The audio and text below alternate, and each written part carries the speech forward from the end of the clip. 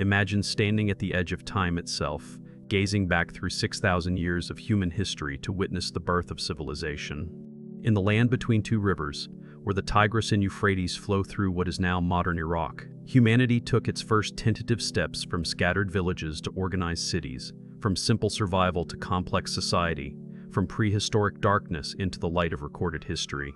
This is the story of ancient Mesopotamia, the cradle of civilization, where the Sumerians created the world's first cities, invented writing, and laid the foundations for every civilization that would follow. Here, in this seemingly desolate landscape of mud and reeds where the horizon stretches endlessly under a burning sun, our ancestors accomplished something so remarkable that its echoes still shape our world today. The very name Mesopotamia whispers of ancient mysteries, derived from the Greek words meaning between the rivers. But this land was far more than just a geographical location wedged between two waterways. It was a crucible of human innovation, a laboratory where our ancestors experimented with the fundamental concepts that define civilization itself. Here, in this seemingly inhospitable region of scorching summers that could kill within hours, and unpredictable floods that could wash away entire settlements overnight, human beings achieved something extraordinary. They transformed themselves from nomadic hunters and gatherers who moved with the seasons into urban dwellers who built permanent homes, from isolated family groups who knew perhaps 50 people in their entire lives into complex societies where thousands of strangers lived and worked together, from people who lived at the mercy of nature's whims into those who could bend nature to their will through irrigation, agriculture, and architecture. The geographical miracle of Mesopotamia begins with water, that most precious resource in any arid land where rain falls perhaps 6 times a year. The Tigris and Euphrates rivers originate in the mountains of modern Turkey, fed by winter snows that accumulate for months before melting each spring and sending torrents of water rushing southward toward the Persian Gulf. These twin rivers created a unique environment in an otherwise hostile desert landscape that stretched for hundreds of miles in every direction. Unlike the predictable flooding of the Nile in Egypt, which rises and falls with clockwork regularity that ancient farmers could predict almost to the day, the Mesopotamian rivers were capricious and violent, as unpredictable as the gods the people believed controlled them. They could bring life-giving water one year, turning the desert into a paradise of green fields and abundant harvests, and devastating destruction the next, sweeping away entire villages with their inhabitants, livestock, and accumulated wealth. This unpredictability would shape the worldview of the people who settled there, creating a culture that saw the gods as powerful but fickle beings who needed constant appeasement through prayers, sacrifices, and elaborate rituals. Between these rivers lay an alluvial plain, a flat expanse of land created over millions of years by sediment deposited during countless floods, layer upon layer building up to create some of the richest soil on Earth.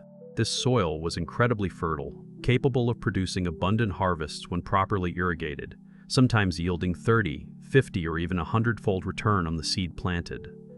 But it was also a challenging environment that tested human ingenuity at every turn. The southern region, where the Sumerian civilization would emerge and flourish, received less than 6 inches of rainfall annually, far too little for agriculture without irrigation, barely enough to support sparse desert vegetation. The rivers themselves were both a blessing and a curse, like divine gifts that came with terrible prices. Their waters could nurture crops, turning barren dust into fields of waving grain, but their floods could destroy entire settlements in a matter of hours, leaving nothing but mud in memory. The summer heat was oppressive beyond modern comprehension, often exceeding 120 degrees Fahrenheit in the shade, if shade could be found, while winter nights could be surprisingly cold, dropping near freezing and killing the unprepared.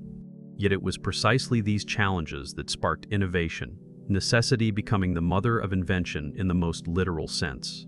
The need to control water led to the development of irrigation systems that grew from simple ditches to complex networks of canals covering thousands of square miles. The need to coordinate labor for these massive projects led to organized government with hierarchies of officials and specialized administrators. The need to keep track of resources and transactions in an increasingly complex economy led to the invention of writing, humanity's greatest tool for preserving and transmitting knowledge. Every challenge the environment presented became a catalyst for human advancement, pushing our ancestors to develop new technologies and social structures. The harsh realities of life in Mesopotamia forced its inhabitants to work together in ways unprecedented in human history, to organize into groups larger than extended families, to innovate solutions to problems that individual effort could never solve, and ultimately to create civilization itself. The earliest settlers arrived in Mesopotamia around 8000 BCE, during the Neolithic period when humans were just beginning to experiment with agriculture and permanent settlement. These were not the Sumerians, who would come much later, but earlier peoples whose names are lost to history, known to us only through the fragments they left behind. They came from the surrounding mountains and steppes, perhaps driven by climate change or population pressure, drawn by the promise of fertile land and abundant water the travelers' tales described. These early pioneers established small villages along the riverbanks, building simple structures from the only material readily available, mud mixed with straw and dried in the relentless sun. They lived in simple mud brick houses that might last a generation before dissolving back into the earth, and practiced basic agriculture, learning through trial and fatal error which crops would grow and which would fail. They grew wheat and barley, the hardy grains that could tolerate the salt that gradually accumulated in irrigated soil, domesticated sheep and goats that could survive on sparse vegetation, and slowly learned to work with the rhythms of the rivers, though they could never truly master them.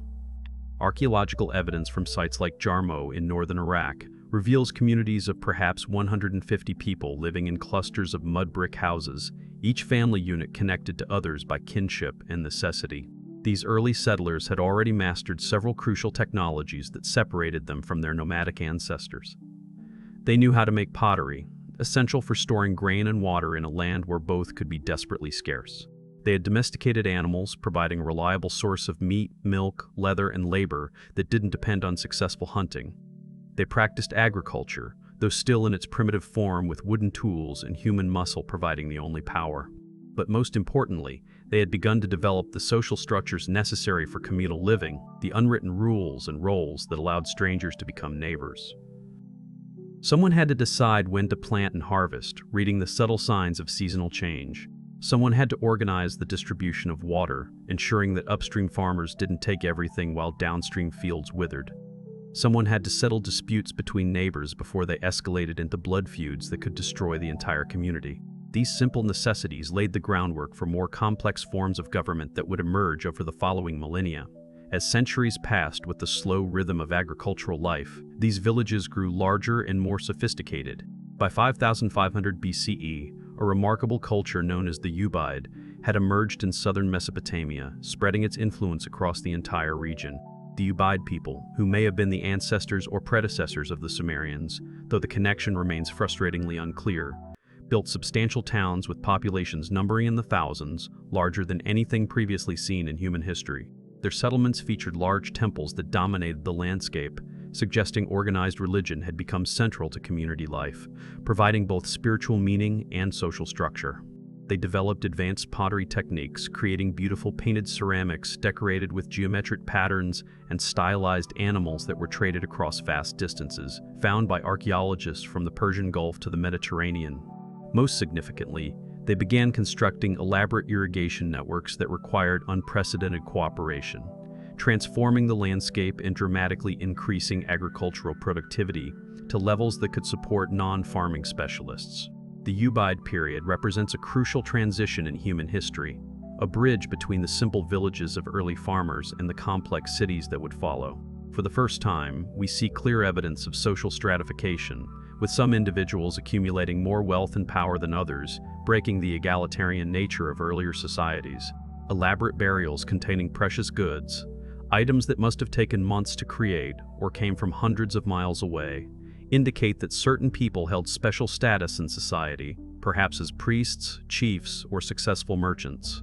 Large public buildings that required thousands of hours of labor suggest communal projects requiring organized labor and leadership, someone to plan, direct, and motivate the work. Trade networks extending hundreds of miles, reaching into Iran, Anatolia, and the Arabian Peninsula, demonstrate economic sophistication and peaceful interaction between distant communities. All the elements of civilization were falling into place like pieces of an immense puzzle, waiting only for the spark that would ignite the Sumerian Revolution. Around 4000 BCE, a new people appeared in southern Mesopotamia, though whether they migrated from elsewhere, perhaps from the east or south, or evolved from the existing population through cultural transformation, remains one of archaeology's great mysteries. These were the Sumerians, and they called their land Sumer, meaning land of the civilized kings, or in their own language, Kyongi, the place of noble lords. The Sumerians spoke a language unlike any other known to linguistics, what scholars call a language isolate, with no clear relatives among the world's language families, ancient or modern. This linguistic mystery adds to the enigma of their origins, frustrating generations of scholars who have searched in vain for their homeland. But what matters more than where they came from is what they achieved in their new home. The Sumerians inherited the achievements of their predecessors but transformed them into something unprecedented in human history. Where the Ubaid people had built towns of perhaps 5,000 inhabitants, the Sumerians built cities housing tens of thousands. Where earlier cultures had primitive pictographs that could record only simple transactions, the Sumerians developed true writing capable of expressing any thought the human mind could conceive. Where previous societies had chiefs or councils of elders making decisions by consensus, the Sumerians created complex governmental structures with kings, priests, bureaucrats, judges, tax collectors, and professional soldiers, each with defined roles and responsibilities. They didn't just adapt to their environment like all previous human societies. They reshaped it on a massive scale, constructing vast networks of canals and levees that turned the desert into productive farmland capable of supporting dense populations. The transformation of the Mesopotamian landscape through irrigation was perhaps the Sumerians' greatest early achievement, a triumph of human ingenuity over natural obstacles. They understood through careful observation that the secret to prosperity lay not in hoping for favorable floods or adequate rainfall, but in controlling water distribution year-round through human effort and engineering. They constructed an intricate system of canals that channeled river water to their fields, with primary channels as wide as rivers themselves, and smaller ditches branching off like capillaries to individual plots. They built reservoirs that could hold millions of gallons to store water during the dry season, when the rivers ran low, and levees sometimes 40 feet high to protect their cities from floods. This massive engineering project, comparable in scale to modern public works, required unprecedented levels of cooperation and organization. Thousands of workers had to be mobilized, fed, housed, and directed for months at a time. Maintenance had to be performed regularly, as canals would quickly silt up without constant dredging, a never-ending battle against nature. Disputes over water rights had to be adjudicated fairly to prevent conflict that could destroy the entire system, creating the need for laws, judges, and enforcement mechanisms. The irrigation system fundamentally changed the nature of human society in ways that still influence us today. For the first time in history, a small number of farmers could produce enough food to support a large non-agricultural population, freeing human creativity for other pursuits. This agricultural surplus freed people to specialize in other activities that had been impossible when everyone needed to produce their own food. Some became craftsmen, producing pottery, textiles, and metal goods that made life easier and more comfortable. Others became merchants, facilitating trade between communities and bringing exotic goods from distant lands. Still others became priests, soldiers, administrators, artists, and scholars. This specialization of labor is one of the defining characteristics of civilization, and it was made possible by the agricultural revolution that irrigation enabled. The early Sumerian settlements grew rapidly as irrigation expanded the amount of arable land from narrow strips along the rivers to vast fields stretching to the horizon. Villages that had housed hundreds now accommodated thousands, growing so fast that each generation saw dramatic changes. By 3500 BCE, some settlements had grown large enough to be considered true cities by any definition. Eridu, which the Sumerians believed was the first city created by the gods at the beginning of time, may have had a population of 5,000 people, larger than most towns in medieval Europe. Uruk, which would become the largest city in the world by 3000 BCE, was already emerging as a major center of power and culture, its influence spreading throughout the region. These early cities were more than just large villages or overgrown towns. They represented a fundamental shift in how humans organized themselves and related to one another. In a village, everyone knows everyone else. Social relationships are personal, and social pressure is usually sufficient to maintain order without formal institutions. In a city of thousands or tens of thousands, anonymous interactions become common. Most people you pass on the street are strangers, and formal institutions are needed to maintain social cohesion and prevent chaos. The Sumerians developed these institutions with remarkable sophistication that would be impressive even by modern standards. They created legal codes to govern behavior, with specified penalties for various crimes from theft to murder. They established markets with standardized weights and measures to facilitate trade between strangers who had no reason to trust each other. They built temples that served not just as religious centers, but as economic and administrative hubs that coordinated activity across the entire city. The physical layout of Sumerian cities reflected their social organization and revealed the priorities of their builders.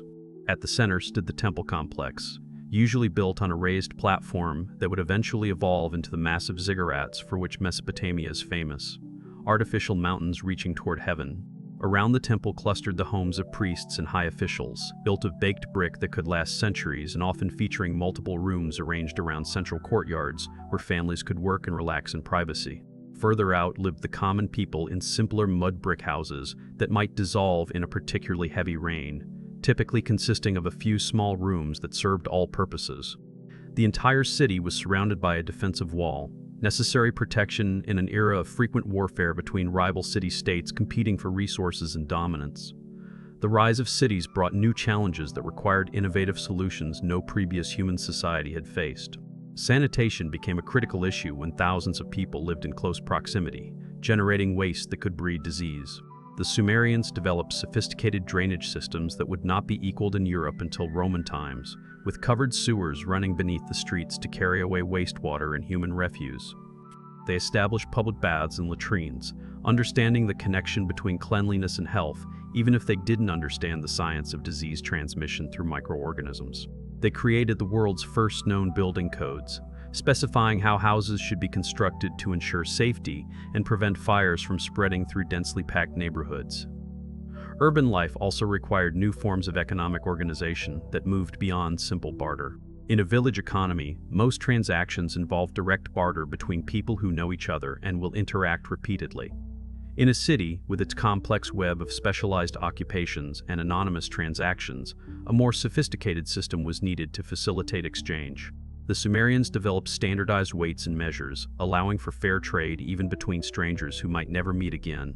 They created the concept of credit, enabling merchants to conduct business over long distances without carrying large amounts of physical goods that could be lost to bandits or storms.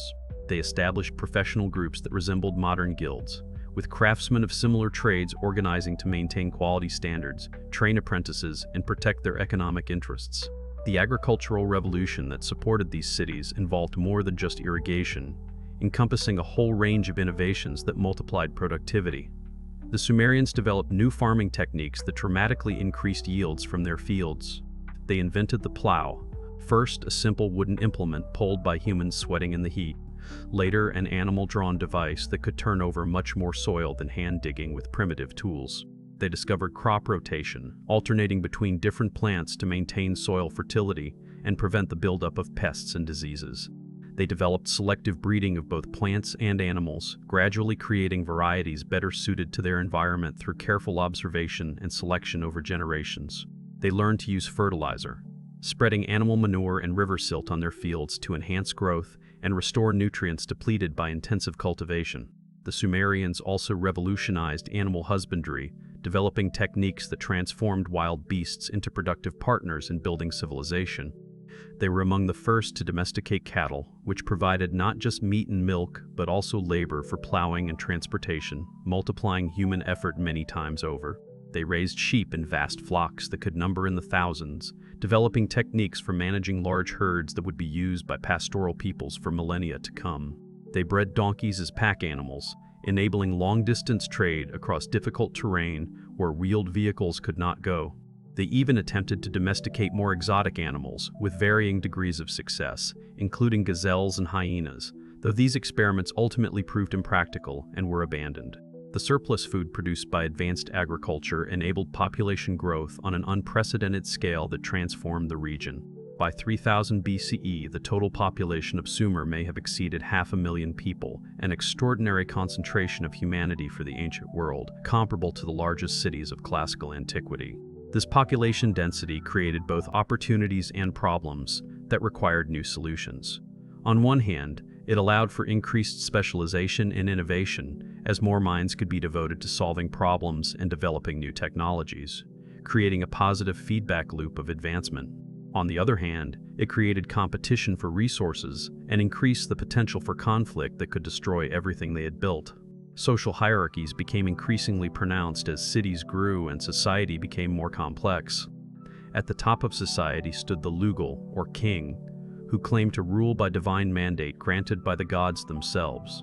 The Sumerian kings were not considered gods themselves, unlike the later pharaohs of Egypt who claimed divine nature, but they were seen as chosen representatives of the gods on earth, responsible for maintaining the cosmic order.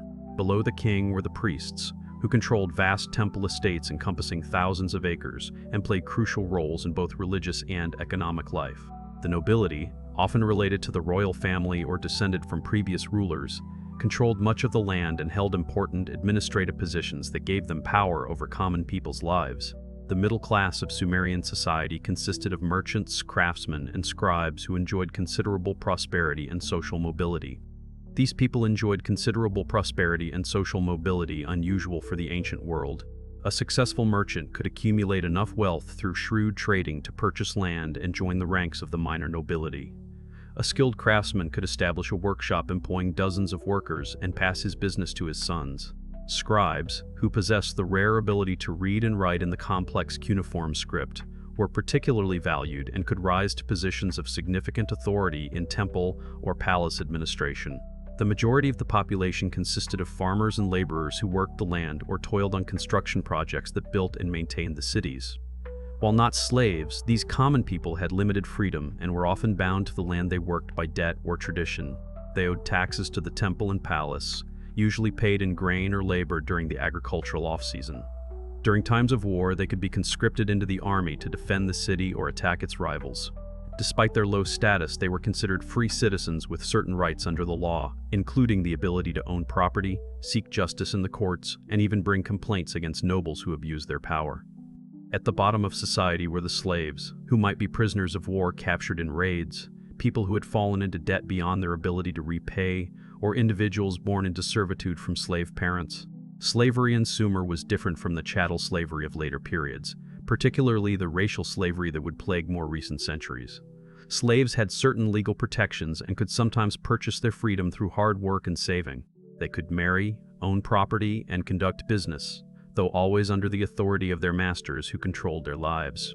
The institution of slavery, while morally troubling to modern sensibilities, was an integral part of the Sumerian economy and would remain so throughout ancient Mesopotamian history. The complexity of Sumerian society created a need for record-keeping that would ultimately lead to one of humanity's greatest inventions, writing, the technology that separates prehistory from history. The earliest form of writing developed not from a desire to record literature or history, though these would come later, but from the mundane necessity of keeping track of economic transactions in an increasingly complex economy. As temples accumulated vast stores of grain, oil, wool, and other goods through taxes and offerings, priests needed a way to monitor what came in and what went out, without relying on memory alone. As merchants conducted increasingly complex trades involving multiple parties and delayed payments, they needed documentation of agreements and debts that could be verified by neutral parties. As governments collected taxes and distributed rations to workers on public projects, they required accurate records of who owed what and who had been paid to prevent corruption and ensure fairness. The first writing system emerged around 3200 BCE in the city of Uruk, developing through a series of innovations that built upon each other. It began with simple clay tokens representing different commodities that had been used for thousands of years. A cone might represent a small measure of grain sufficient for one person's daily ration. A sphere might represent a larger measure that could feed a family. A cylinder might represent an animal of particular type and age. These tokens were enclosed in clay envelopes, or bullae, which were then sealed with the owner's personal seal. To indicate what was inside without breaking the envelope and destroying its legal validity, people began pressing the tokens into the clay surface before sealing them inside, creating impressions that could be read from the outside by anyone who understood the system. Eventually, some brilliant but unnamed innovator realized that if the impressions on the outside conveyed all the necessary information, the tokens inside were redundant and unnecessary. This led to the development of clay tablets with impressed symbols representing various goods and quantities without physical tokens. These early tablets from Uruk contain what appears to be accounting records of mind-numbing detail, lists of items received or distributed by the temple, records of field ownership and crop yields, inventories of livestock and equipment.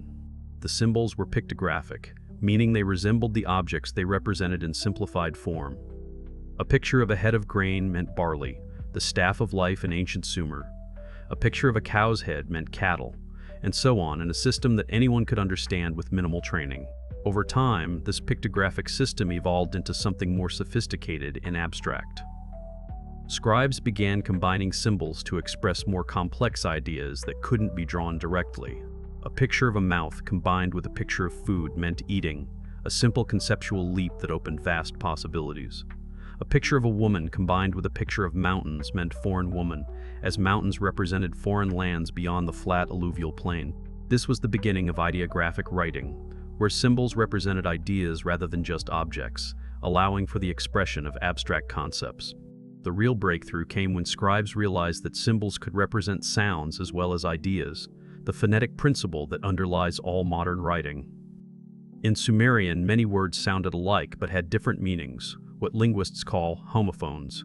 Scribes began using the symbol for one word to represent the sound of another word with the same pronunciation. For example, the Sumerian word for arrow, T, sounded the same as the word for life. So the symbol for an arrow could be used to represent the concept of life, even though arrows and life have no logical connection. This phonetic principle was revolutionary, as it meant that any word in the language could theoretically be written down, not just those for which pictographs existed or could be created. The physical act of writing also evolved during this period in response to practical needs. Initially, scribes drew pictures on clay with pointed tools, creating curved lines that resembled the objects depicted. But drawing curves on clay was difficult and time-consuming, and the results were often unclear. Scribes discovered it was faster and easier to press a wedge-shaped reed stylus into the clay at different angles, creating straight lines and triangular impressions that could be combined into various patterns. This led to the distinctive wedge-shaped script known as cuneiform, from the Latin word for wedge. By 2800 BCE, the flowing pictographs of early writing had been completely transformed into the angular, abstract symbols of cuneiform that bore no visual relationship to the objects they represented. The invention of writing had profound consequences for Sumerian society and for human civilization as a whole.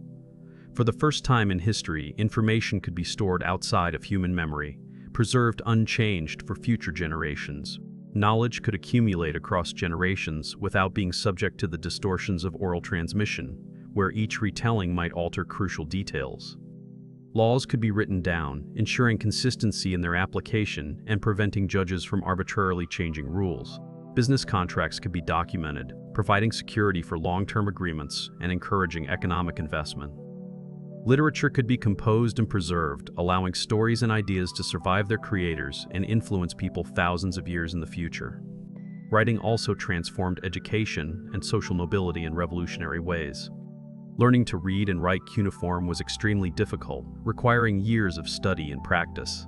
The script contained hundreds of different signs, some representing whole words, others representing syllables, and still others serving as determinatives to clarify meaning when multiple interpretations were possible.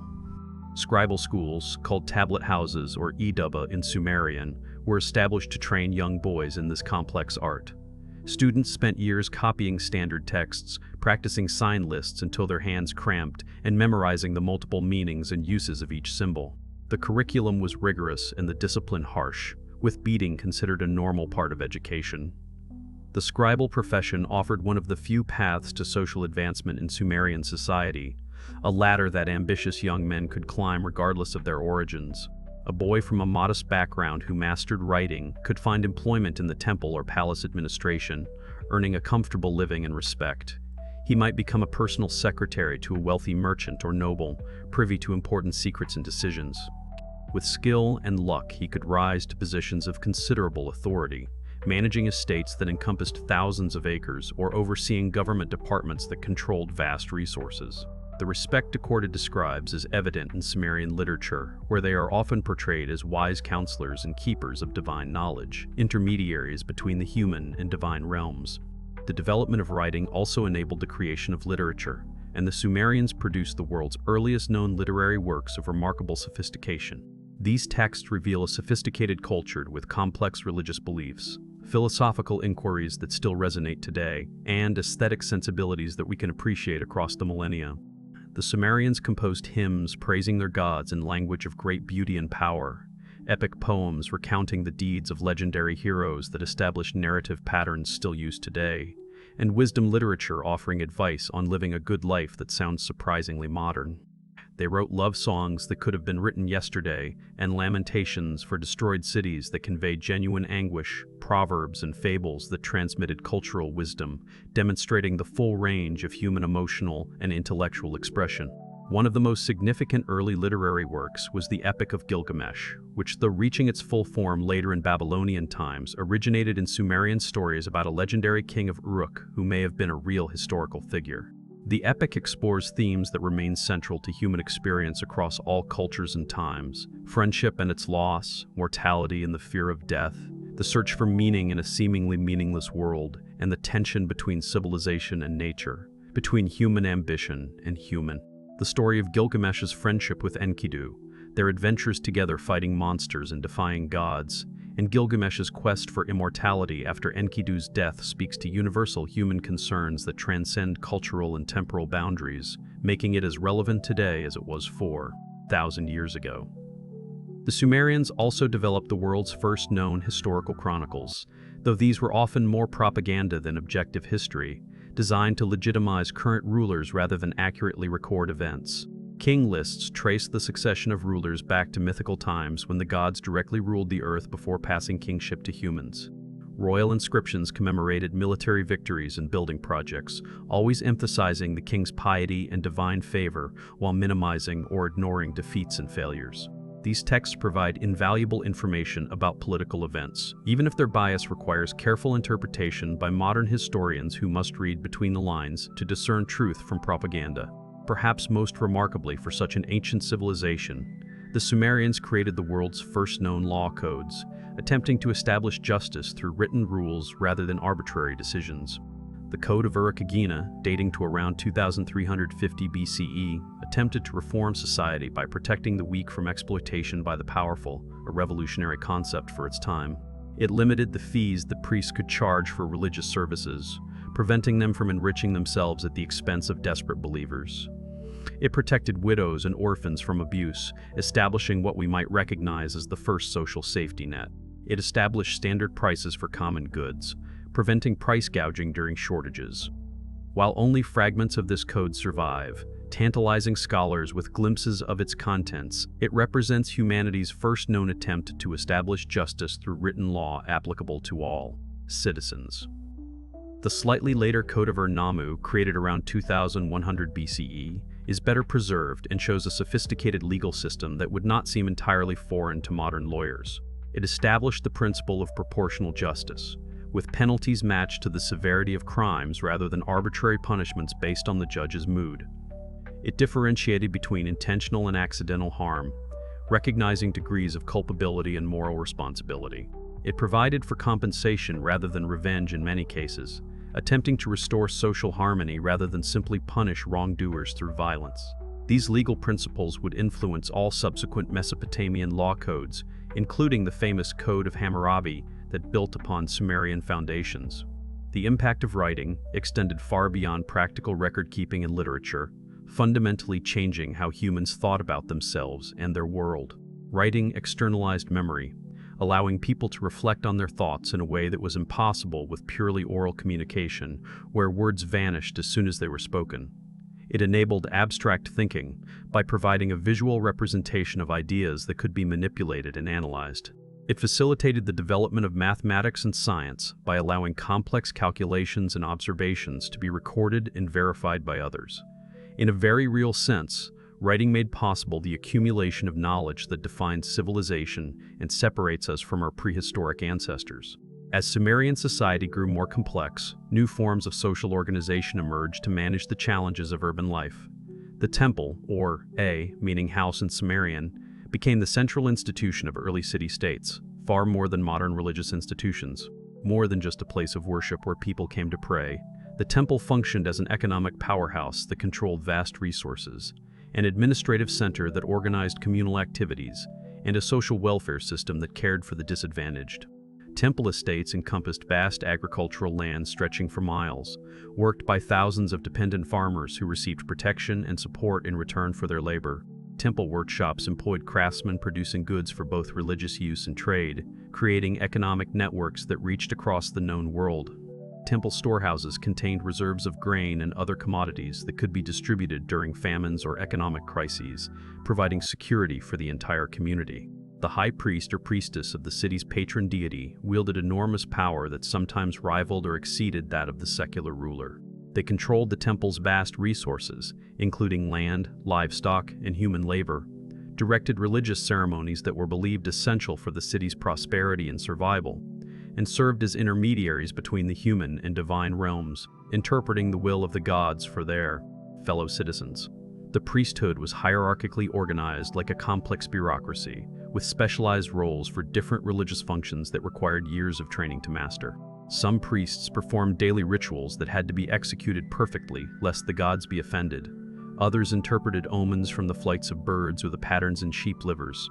Still others managed the temple's economic affairs with the skill of modern corporate executives. The temple's economic role was particularly crucial in early Sumerian society, providing structure and stability in an uncertain world. It functioned as a redistribution center, collecting agricultural surplus from farmers and distributing rations to workers, ensuring that everyone had enough to survive even in bad years. This system, known as the temple economy, provided a safety net for the population while enabling large-scale public works that no individual could accomplish. Workers on irrigation projects or temple construction received daily rations of barley, oil, and beer from temple stores, payment for their labor that freed them from the need to produce their own food. Craftsmen producing goods for the temple were similarly compensated with regular rations and sometimes additional payments. This system reduced the risk faced by individual farmers while ensuring a labor force for communal projects that benefited everyone. The temple also served as an early form of bank, providing loans to merchants and farmers who needed capital for their ventures. These loans, recorded on clay tablets that survive to this day as testimony to ancient financial dealings, charged interest rates that would seem usurious by modern standards, often 20% or more annually, sometimes even higher for risky ventures. But in an era without modern financial institutions or insurance systems, temple loans provided crucial capital for economic development that would otherwise have been impossible. Merchants could finance trading expeditions to distant lands. Farmers could purchase seed and tools for the next planting season, and craftsmen could establish workshops that employed dozens of workers. As cities grew larger and conflicts between them became more common and destructive, secular leadership grew increasingly important alongside religious authority. The En, originally a priest-king who combined religious and secular power in one person, gradually gave way to the Lugal, literally meaning big man, who focused primarily on military and administrative leadership while leaving religious matters to the priests. This shift reflected the changing needs of Sumerian society as warfare became endemic and cities required strong military leadership to survive in an increasingly dangerous world. The rise of kingship marked a crucial transition in human governance that would shape political development for millennia to come. Unlike the informal leadership of tribal societies based on personal charisma or the theocratic rule of early temple states based on religious authority, kingship represented institutionalized political power that could be transmitted hereditarily from father to son. Sumerian kings claimed divine sanction for their rule, asserting that kingship had descended from heaven after the great flood that wiped out earlier humanity. But their power ultimately rested on their ability to protect their cities from external threats and maintain internal order through force when necessary. The relationship between temple and palace was complex and often tense, creating a dynamic balance of power. Kings needed the religious legitimacy that only priests could provide, as ruling without divine sanction invited rebellion, while priests needed the military protection that kings offered in an era of constant warfare. This delicate balance of power played out differently in different cities and periods, creating diverse political systems. Sometimes priest and king worked in harmony, combining their authority for the common good. Sometimes they competed for resources and influence, each trying to expand their power at the other's expense.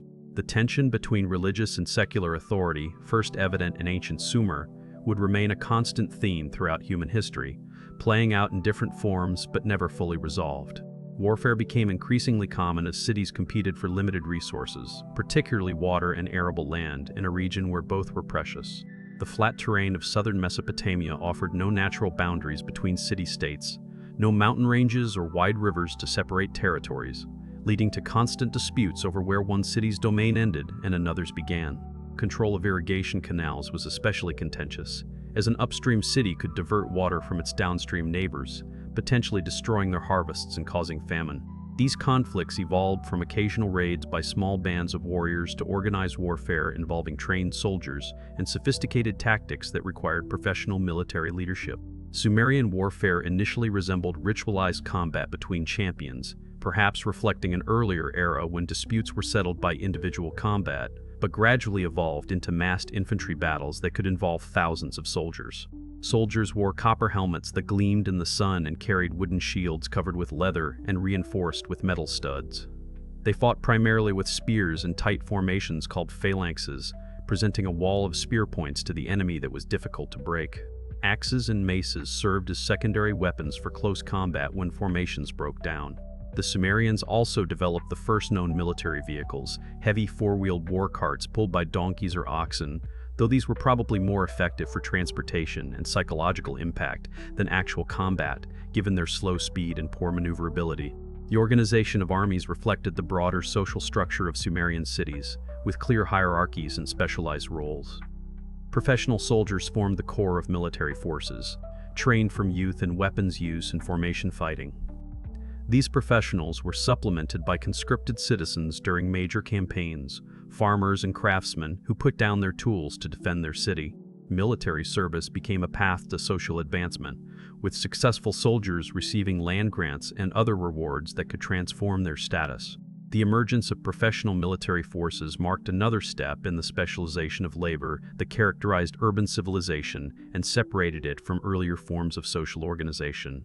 Fortification became increasingly sophisticated as siege warfare developed, and armies became more capable of breaching defenses. Early Sumerian cities were protected by simple mud brick walls that could be scaled with ladders, but these evolved into complex defensive systems that required sophisticated engineering to overcome. Walls grew higher and thicker, sometimes reaching 40 feet in height and 20 feet in thickness, reinforced with buttresses and protected by projecting towers from which defenders could rain arrows on attackers. Gates became elaborate defensive structures with multiple barriers and guard chambers designed to trap and slaughter invaders. Some cities built double or even triple walls, creating multiple lines of defense that had to be breached sequentially. The massive investment in fortifications demonstrates both the frequency of warfare and the resources that Sumerian cities could mobilize for their defense. Despite endemic warfare, or perhaps because of it, Sumerian cities also developed sophisticated diplomatic practices to manage conflicts without violence. Treaties between cities, recorded on clay tablets and sworn before the gods who would punish treaty breakers, attempted to regulate conflicts and establish spheres of influence that each city would respect. Diplomatic marriages created alliances between royal families, binding cities together through blood relationships. Ambassadors, protected by religious sanction and diplomatic immunity that made attacking them sacrilege, negotiated on behalf of their cities in foreign courts. These early diplomatic practices laid the groundwork for international relations that continue to this day in evolved forms. Trade networks extended far beyond the boundaries of Sumer, reaching into Iran, Anatolia, the Indus Valley, and possibly even Egypt, creating the world's first global economy. Sumerian merchants traveled thousands of miles by land and sea, seeking raw materials that were scarce in southern Mesopotamia's resource-poor environment. They imported timber from the cedar forests of Lebanon, copper from the mines of Oman, lapis lazuli from the mountains of Afghanistan, and numerous other goods from across the known world. In exchange, they exported textiles renowned for their quality, manufactured goods that demonstrated Sumerian technical skill, and agricultural products from their productive fields. This long-distance trade required sophisticated logistics, standardized weights and measures accepted across cultures, and systems of credit that wouldn't seem out of place in modern commerce. The development of cylinder seals facilitated trade and administration by providing secure authentication for documents. These small stone cylinders, intricately carved with scenes and inscriptions that displayed remarkable artistry despite their tiny size, could be rolled across wet clay to create a unique impression that couldn't be forged. They functioned as signatures in a largely illiterate society, identifying and authenticating documents with greater security than modern signatures. A merchant's seal on a contract guaranteed its validity and bound him to its terms. An official seal on a tablet gave it governmental authority that all must respect. The artistry of these seals, despite their practical purpose, demonstrates the skill of Sumerian craftsmen and the importance of authenticated documentation in their society. The Sumerian calendar, based on lunar months with periodic adjustments to match the solar year, provided temporal structure for both religious and economic activities in a world without clocks. Each month was associated with specific religious festivals and agricultural tasks that had to be performed at the right time.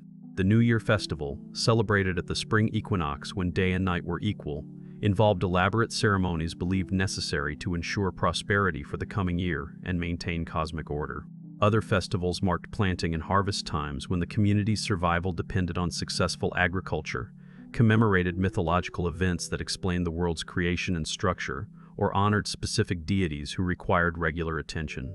These celebrations reinforced social cohesion while providing welcome breaks from daily labor and opportunities for communal joy. The Sumerians divided the day into 12 double hours, each lasting what we would consider 2 hours, a system that seems strange to us but worked well for them. They inherited from earlier peoples the division of the circle into 360 degrees, and the counting system based on 60 that we still use for measuring time and angles, legacies that persist in our modern world. This sexagesimal system, while seemingly arbitrary to us who use decimal counting based on our 10 fingers, had practical advantages for calculation. 60 can be evenly divided by many numbers, facilitating calculations without fractions. The Sumerian mathematical legacy persists every time we check the time or navigate by compass, invisible inheritances from our ancient predecessors. Education in Sumer extended beyond scribal training to include what we might recognize as elementary mathematics, literature, and history, though always with practical applications in mind.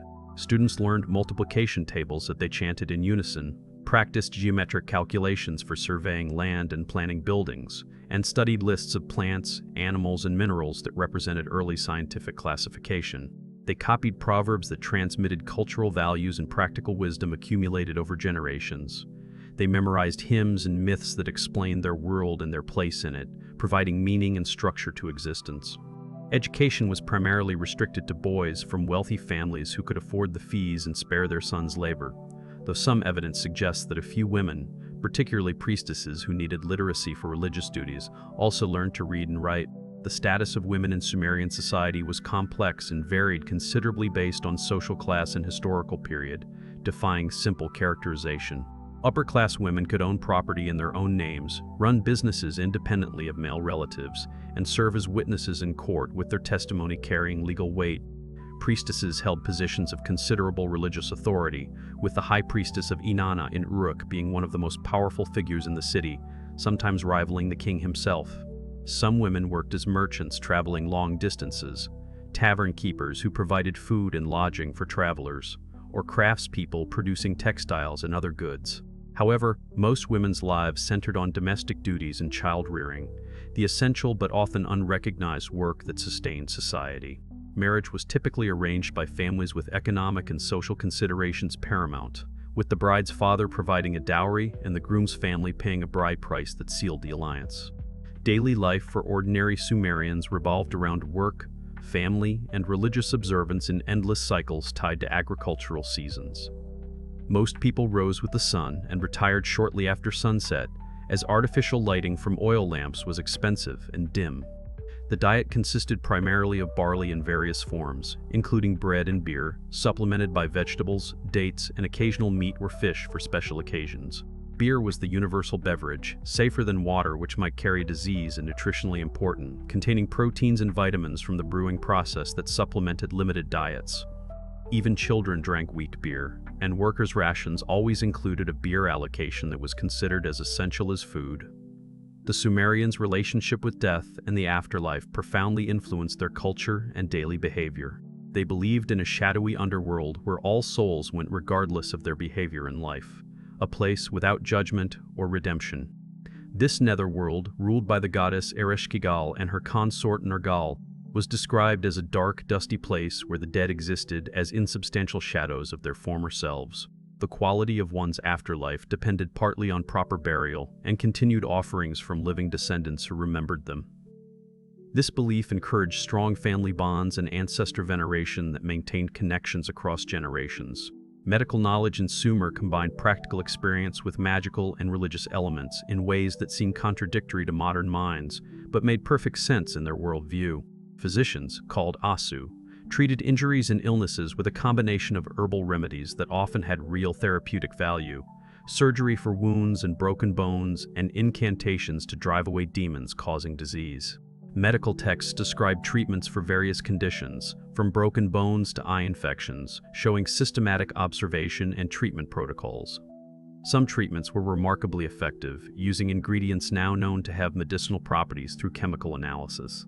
Others relied on sympathetic magic or appeals to healing deities that provided psychological comfort, if not physical cure. Technology advanced rapidly in Sumerian cities, driven by practical needs and enabled by economic specialization that freed innovators from subsistence concerns. Metallurgy progressed from simple copperworking to the creation of bronze, an alloy of copper and tin that was harder and more durable than either metal alone. This technological leap, marking the beginning of the Bronze Age that would last for 2 millennia, required not just technical knowledge but also long-distance trade to obtain tin, which was rare in Mesopotamia and had to be imported from distant mountains. Bronze tools and weapons gave their users significant advantages, accelerating agricultural development and military conquest that reshaped the ancient world. The potter's wheel, invented in Sumer around 3500 BCE, revolutionized ceramic production and established principles of rotational manufacturing still used today. This simple device allowed potters to create symmetrical vessels quickly and efficiently, enabling mass production of storage jars, bowls, and other ceramic goods essential for urban life. The principle of the wheel was later applied to transportation, though the solid wooden wheels used on Sumerian carts were heavy and inefficient compared to later spoked wheels that would transform warfare and trade. As we stand at the dawn of the 21st century, surrounded by technologies the Sumerians could never have imagined, we remain their heirs in fundamental ways. Every time we write a shopping list or send a text message, we use the principle of visual symbols representing language that they invented. When we live in cities, work at specialized jobs, and participate in complex economies, we follow patterns they established. When we seek justice through written laws, practice diplomacy to avoid war, or accumulate knowledge through education, we build on foundations they laid 6,000 years ago in the land between the rivers. The Sumerians gave us more than just practical innovations. They gave us the idea of progress itself, the notion that human effort and ingenuity can improve the conditions of life. They showed that humans could work together in large groups to accomplish things impossible for individuals. They demonstrated that knowledge could be preserved and transmitted across generations, allowing each generation to build on the achievements of its predecessors. They proved that civilization was possible, even in the most challenging environments, if humans cooperated and innovated. Their legacy reminds us that civilization is not inevitable, but must be actively maintained and renewed by each generation.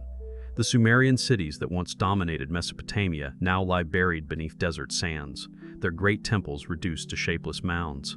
But their greatest achievements, the invisible technologies of writing, law, and urban organization, continue to shape our world.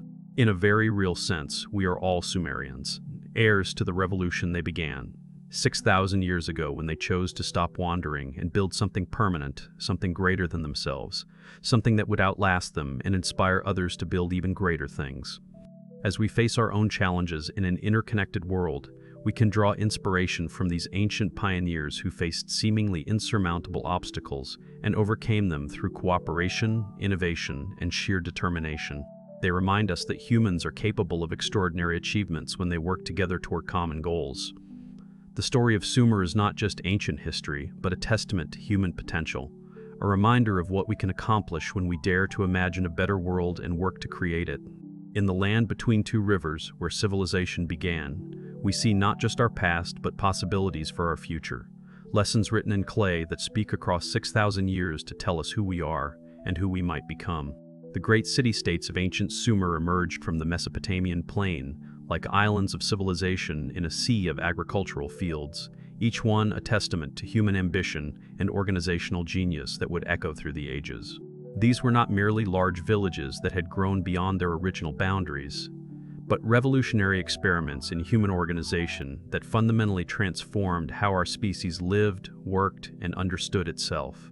Among these urban centers, 3 stood supreme in their influence and achievement, each contributing unique innovations that would ripple outward through space and time to shape the entire trajectory of human civilization. Uruk, Ur, and Eridu were names that resonated with power and possibility. Cities whose very existence proved that humans could transcend the limitations that had constrained their ancestors for hundreds of thousands of years. Uruk, perhaps the most legendary of all Sumerian cities, rose to prominence around 3200 BCE and may well have been the world's first true metropolis, a place where the urban experiment reached a scale and complexity never before attempted. At its height during the early 3rd millennium BCE, this extraordinary city covered an area of 6 square kilometers, a vast expanse that dwarfed any previous human settlement. Within its walls lived perhaps 80,000 people, a population larger than many modern cities and representing a concentration of human beings that would have seemed impossible to earlier generations. The massive walls of Uruk, which according to legend were built by the hero king Gilgamesh himself, stretched for 9 kilometers around the city, their foundations sunk deep into the earth and their battlements rising as high as a 3-story building. These walls were thick enough for chariots to race along their tops, and watchtowers punctuated their length at regular intervals, each one manned by guards who scanned the horizon for approaching traders, pilgrims, or enemies. The construction of these walls represented an achievement that went far beyond mere engineering prowess. Consider the organizational challenge involved in their creation. Millions of mud bricks had to be manufactured, each one formed by hand, dried in the sun, and transported to the construction site. Thousands of workers had to be coordinated, fed, and supervised over years of construction. Architects and engineers had to plan every aspect of the structure, calculating loads and stresses with mathematical precision despite lacking modern tools and techniques. The resources required for such an undertaking could only be mobilized by a sophisticated government capable of long-term planning and resource allocation. These walls were not merely defensive structures, but statements of power and permanence. Declarations that here stood something worth protecting, something unprecedented in human history, something that would endure beyond the lifespans of those who built it. The city of Uruk was divided into 2 main districts, each centered around a massive temple complex that served as both religious center and economic hub.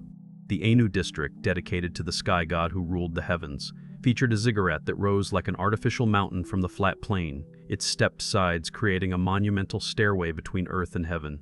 This structure, rebuilt and enlarged multiple times over the centuries, eventually reached a height that allowed priests at its summit to observe the horizon in every direction, watching for signs and omens in the flight of birds or the movement of clouds. The whitewashed walls of the ziggurat gleamed in the harsh Mesopotamian sun, visible from kilometers away, a beacon that drew pilgrims, traders, and supplicants from throughout the region. The Eanna district, sacred to Inanna, the goddess of love and war whose dual nature reflected the complexities of urban life, contained not just temples but an entire complex of interconnected structures that formed the economic heart of the city. Here stood workshops where hundreds of craftsmen labored in specialized trades, their skills passed down through generations of careful apprenticeship. The weavers of Eanna produced textiles of such quality that they were sought after throughout the known world, their intricate patterns and vibrant colors marking them as products of Uruk's sophisticated urban culture. Metalworkers hammered copper and bronze into tools, weapons, and decorative objects, their furnaces glowing day and night as they transformed raw ore into finished goods. Potters shaped clay on spinning wheels, creating vessels that ranged from simple storage jars to elaborate ceremonial pieces decorated with mythological scenes. The storehouses of Eanna contained the accumulated wealth of the city, vast halls filled with grain, oil, wool, and manufactured goods. These supplies served multiple purposes, providing rations for temple workers, reserves for times of shortage, capital for trading ventures, and offerings for religious ceremonies. The management of these resources required sophisticated accounting systems, and armies of scribes worked constantly to record incoming and outgoing goods, calculate distributions, and maintain the complex records that allowed the temple economy to function. Clay tablets by the thousands accumulated in archive rooms, each one recording transactions that might seem trivial individually, but collectively documented the economic life of one of the world's first great cities. Life in Uruk pulsed with an energy unknown in smaller settlements, a constant buzz of activity that continued from dawn to dusk and often into the night. The streets, some paved with baked bricks that clattered under the wheels of ox carts and the feet of pedestrians, teemed with a diversity of humanity that would have amazed visitors from rural areas. Merchants from distant lands rubbed shoulders with local craftsmen, their different languages creating a polyglot babble that filled the air.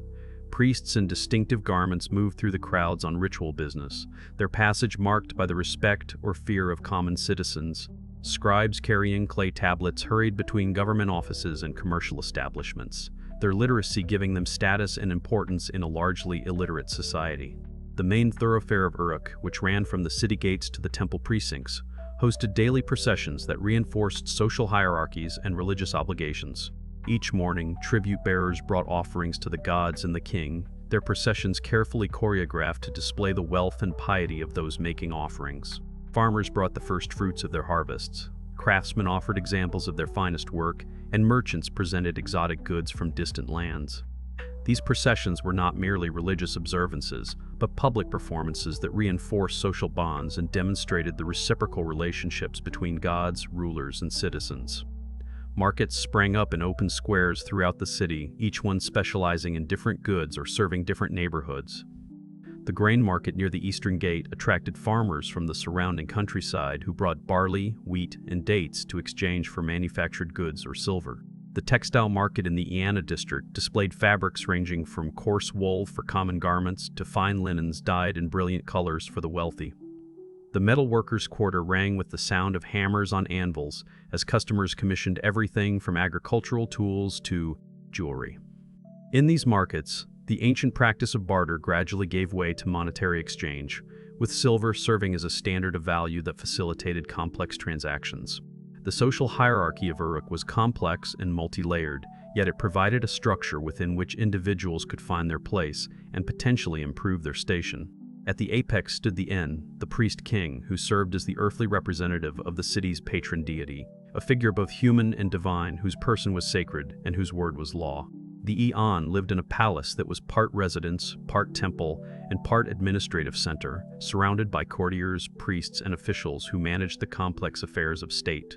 The legitimacy of the En's rule rested on divine sanction, demonstrated through successful harvests, military victories, and the general prosperity of the city. Below the En, a class of high priests and priestesses managed the temple estates, which controlled vast agricultural lands stretching far beyond the city walls. These religious officials were not merely spiritual leaders, but economic managers who oversaw agricultural production, organized labor forces, and managed international trade. They commanded respect both for their religious authority and their practical power over resources that affected everyone's daily life. The High Priestess of Inanna, a position often held by a daughter of the ruler, wielded particular influence, managing extensive temple properties and conducting rituals essential to the city's spiritual well-being. The nobility of Uruk, often related to the royal family or descended from ancient lineages that traced their origins to legendary heroes, owned private estates and held important administrative positions. These aristocrats lived in large houses near the temple precincts, their wealth displayed in fine clothing, elaborate jewelry, and retinues of servants. They sponsored artistic productions, patronized craftsmen, and competed with each other in displays of generosity and piety. Their children received education in scribal schools, ensuring that literacy and administrative skills remained concentrated in the upper classes. Yet the nobility also had obligations, providing military service, contributing to public works, and maintaining the social order that justified their privileges. Skilled craftsmen formed guilds that jealously guarded their trade secrets while ensuring quality standards and fair prices. These associations provided social support for members, arranged training for apprentices, and negotiated collectively with temple and palace authorities. A master craftsman might own his own workshop, employ several journeymen and apprentices, and accumulate sufficient wealth to purchase land or invest in trading ventures. The most successful craftsmen could achieve social status approaching that of minor nobility, their skills valued and their products sought after by elite patrons. Merchants occupied an interesting position in Uruk's social structure, their wealth and connections giving them influence despite their lack of traditional status. Some merchants grew wealthy enough to rival the nobility, their trading ventures bringing exotic goods and valuable raw materials to the city. They organized expeditions that might last months or even years, traveling to distant lands where they established commercial relationships and gathered intelligence about foreign markets and political conditions. The most successful merchants maintained agents in multiple cities, creating commercial networks that spanned thousands of kilometers. Their activities required not just business acumen, but diplomatic skills, as they negotiated with foreign rulers, navigated different legal systems, and managed the risks inherent in long-distance trade. Common laborers, while free, lived precarious lives dependent on temple rations or daily wages that barely covered basic necessities. They worked in construction projects, agricultural labor, canal maintenance, and countless other tasks that kept the city functioning. During harvest times or major construction projects, they might find steady employment, but other periods brought uncertainty and hardship. Many supplemented their income through small-scale crafts or services, selling food in the streets, carrying goods for merchants, or performing odd jobs for wealthy households. Despite their humble status, these workers were citizens with certain rights under law, able to own property, make contracts, and seek justice in courts. At the bottom of society, slaves, usually war captives or debtors who had sold themselves or their children to satisfy obligations, performed the hardest and most dangerous labor. They worked in fields under the burning sun, hauled materials for construction projects, and served in households where their treatment depended entirely on their master's character. Yet even slaves had certain legal protections under Sumerian law. They could own property, engage in business with their master's permission, and potentially purchase their freedom. Children of slaves who were adopted by their masters became free, and the law recognized marriages between slaves and free persons. This complex legal status reflected pragmatic recognition that slaves were both property and human beings, a tension that would characterize slavery throughout history. The economic system of Uruk was remarkably sophisticated, involving complex chains of production and distribution that required careful coordination across multiple sectors. The temples functioned as economic centers that went far beyond their religious roles, collecting agricultural surpluses through taxation and tribute, redistributing resources according to complex formulas that balance social needs with economic efficiency, and organizing large-scale public works. That provided employment while improving infrastructure. They employed thousands of people in various capacities, creating what might be recognized as the world's first large-scale bureaucracy. Farmers worked temple lands under various arrangements, some as permanent employees receiving regular rations, others as tenant farmers paying rent and produce, and still others as independent contractors hired for specific seasons or tasks. The temples provided seed, tools, and draft animals, investments that individual farmers could rarely afford. In return, farmers delivered specified portions of their harvests, with surplus production either stored for future distribution or traded for other goods. This system created agricultural surpluses that supported urban populations engaged in non-agricultural activities, the fundamental economic transformation that made civilization possible. Shepherds tended sacred flocks that provided wool for textile production, milk products for consumption, and animals for sacrifice. These flocks, numbering in the tens of thousands, required careful management to prevent overgrazing while maximizing production. Shepherds moved their animals between seasonal pastures, negotiating access rights with local communities and protecting their charges from predators and thieves. The wool they produced fed Uruk's textile industry, one of the city's main sources of wealth and prestige. Weavers, predominantly women, worked in large workshops that resembled later industrial factories in their organization and scale. Hundreds of workers might labor in a single facility, their activities coordinated by overseers who ensured steady production and consistent quality. The division of labor was sophisticated, with different workers specializing in cleaning wool, spinning thread, weaving cloth, and applying decorative elements. Production quotas were carefully calculated based on the quality of raw materials and the skill level of workers. The finished textiles were graded by quality, with the finest pieces reserved for export or elite consumption, while coarser fabrics provided clothing for common citizens. Brewers produced beer, the staple beverage of Mesopotamia that was safer to drink than water and provided essential calories for workers. Beer production was a complex process requiring specialized knowledge and equipment. Different types of beer were produced for different purposes and social classes, from basic barley beer for workers' rations to elaborate brews flavored with dates and spices for religious ceremonies and elite consumption. The scale of production was enormous, with large breweries producing hundreds of liters daily to meet the city's needs. This temple economy operated alongside a growing private sector where independent merchants and craftsmen pursued their own economic interests.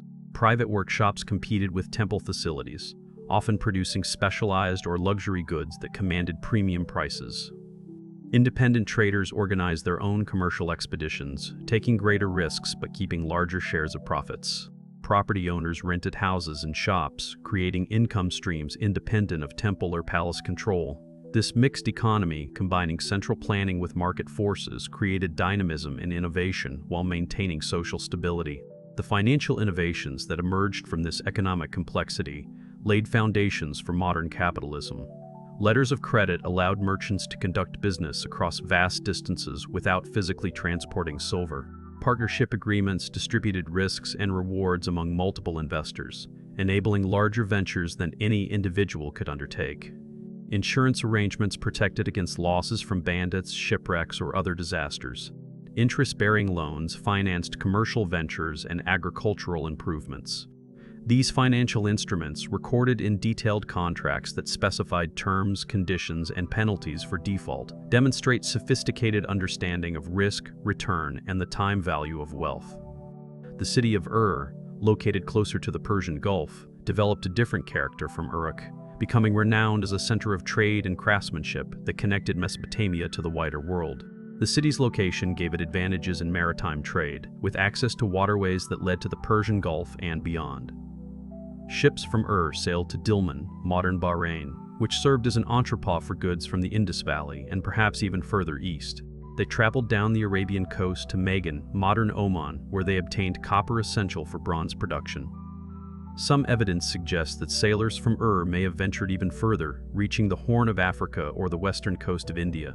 The Royal Cemetery of Ur, excavated in the 20th century by Leonard Woolley, revealed the extraordinary wealth and artistic achievement of this city during the early dynastic period. Tombs, dating to around 2500 BCE, contained objects of such exquisite craftsmanship that they still inspire awe among modern viewers. The golden helmet of Mescalamdug, hammered from a single sheet of gold and decorated to imitate an elaborate hairstyle, demonstrates technical skill that would challenge modern goldsmiths. The helmet was not merely decorative but functional, designed to protect while proclaiming the wearer's status and wealth. The lyres found in the royal tombs represent some of the finest examples of ancient musical instruments ever discovered. These instruments, decorated with gold, silver, and lapis lazuli, featured sound boxes adorned with bulls' heads whose eyes and beards were crafted from precious stones. The inlay work on these lyres depicted mythological scenes with such detail that individual figures can be identified and their stories interpreted. The presence of these instruments in royal tombs, sometimes accompanied by the bodies of musicians who may have been sacrificed to provide entertainment in the afterlife, demonstrates the importance of music in Sumerian culture and the resources devoted to artistic production. The jewelry found in the Royal Cemetery reveals aesthetic sensibilities and technical capabilities that seem remarkably modern. Necklaces combine gold, silver, lapis lazuli, and carnelian in complex patterns that required precise cutting and setting of stones. Earrings employed granulation techniques, with tiny gold spheres arranged in decorative patterns and fused to backing plates without melting, a process requiring exact temperature control and considerable skill. Hair ornaments, diadems, and wreaths created from gold leaves and flowers, so delicate they seem impossible to have survived. 4,000 years demonstrate that Sumerian craftsmen valued beauty and artistry as much as functional utility. The gaming boards found in the tombs, particularly the royal game of Ur, suggest a sophisticated leisure class with time for entertainment and competition. These boards, inlaid with shell, lapis lazuli, and red limestone in geometric patterns, were accompanied by dice and playing pieces that indicate complex rules and strategies. The game apparently had religious or divinatory significance as well as entertainment value, with moves perhaps interpreted as divine messages.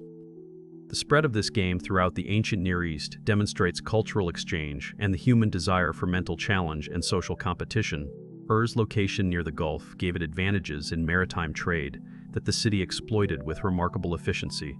The harbor district of Ur bustled with constant activity as ships arrived bearing exotic cargo and departed loaded with Mesopotamian goods. The quays were constructed from baked bricks waterproofed with bitumen, creating durable platforms that could withstand the constant loading and unloading of heavy cargo.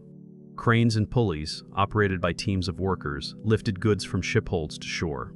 The smell of tar used to waterproof boats mixed with the aroma of spices from distant lands, creating a distinctive atmosphere that marked port cities throughout history. Warehouses lined the waterfront, massive structures built to store goods awaiting shipment or distribution. These buildings were carefully designed with thick walls that moderated temperature extremes, raised floors that prevented moisture damage, and ventilation systems that reduced spoilage. Security was a constant concern, with guards patrolling storage areas and elaborate seal systems tracking access to valuable goods. Different warehouses specialized in different commodities, with grain storage requiring different conditions than textiles or metals. The organization of these facilities required sophisticated logistics management, tracking inventory, scheduling shipments, and coordinating with merchants and transport operators. Specialized workers supported the maritime trade that enriched Ur.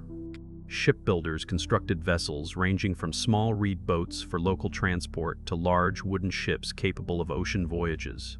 These craftsmen possessed knowledge passed down through generations about wood selection, joint construction, and hull design that maximized cargo capacity while maintaining seaworthiness.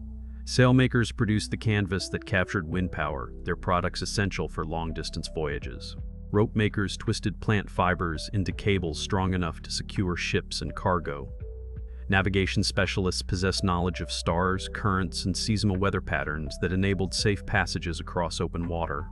The merchants of Ur established trading colonies in distant lands, creating networks of commercial relationships that spanned thousands of kilometers and multiple cultures. These colonies served as bases for commercial operations, providing warehouses, accommodation, and local knowledge essential for successful trade. Sumerian merchants living in these colonies learned local languages, adopted local customs when necessary, and married into local families, creating hybrid communities that facilitated cultural and economic exchange. Archaeological evidence of these colonies has been found from the Indus Valley to Anatolia, demonstrating the reach of Ur's commercial networks.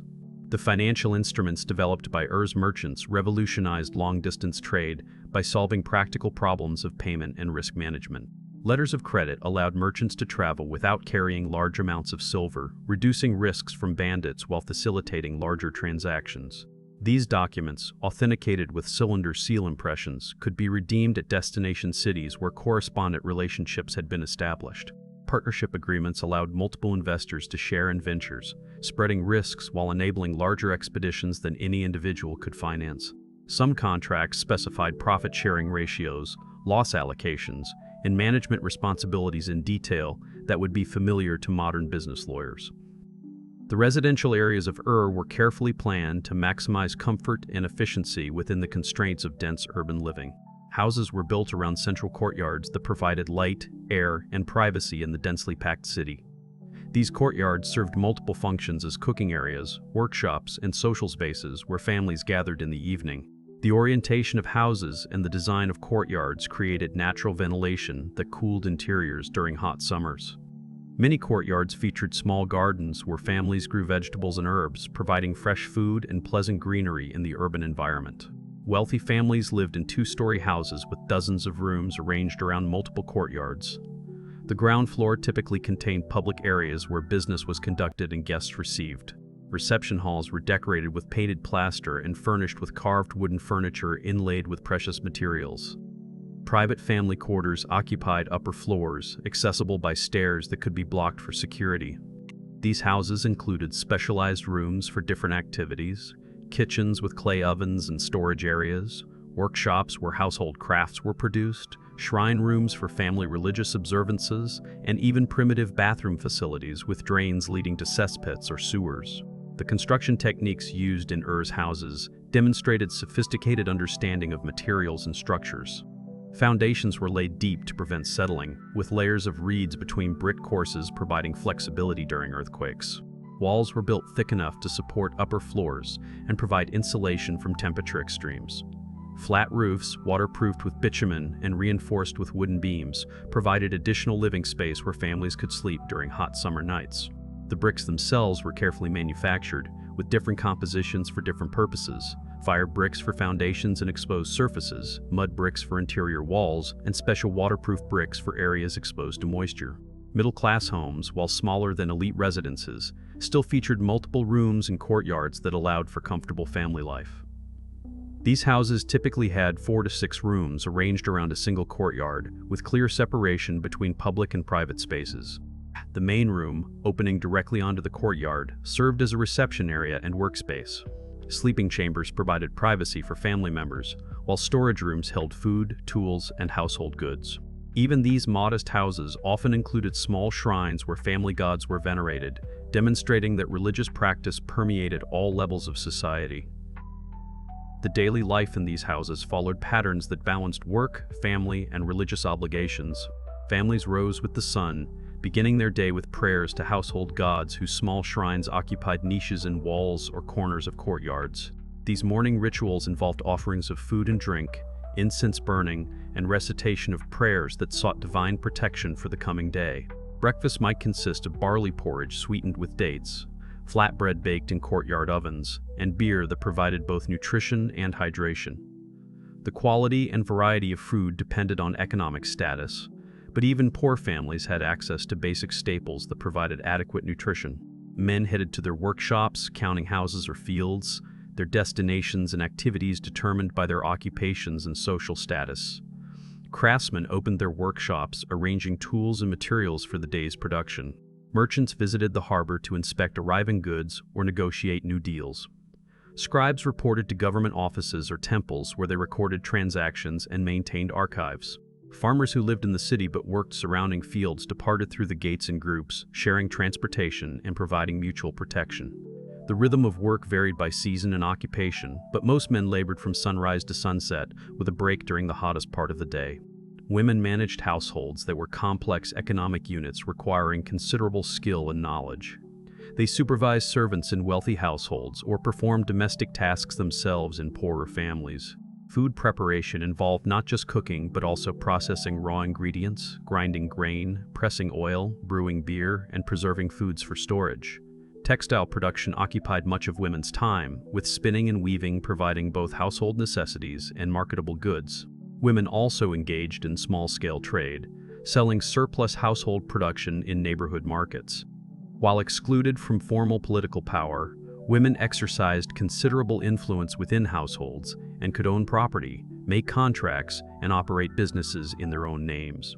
Children of wealthy families attended scribal schools where they learned the complex art of cuneiform writing. Education began around age 5 or 6 and continued for many years, with students progressing from basic literacy to advanced studies in literature, mathematics, and law. The curriculum was demanding, involving memorization of hundreds of cuneiform signs, copying of standard texts, and composition of original documents. Discipline was strict, with physical punishment common for poor performance. Students who completed their education emerged as members of the literate elite, qualified for positions in government, temple administration, or private business. Children from artisan families typically began apprenticeships around age 10, learning trades from fathers or other relatives.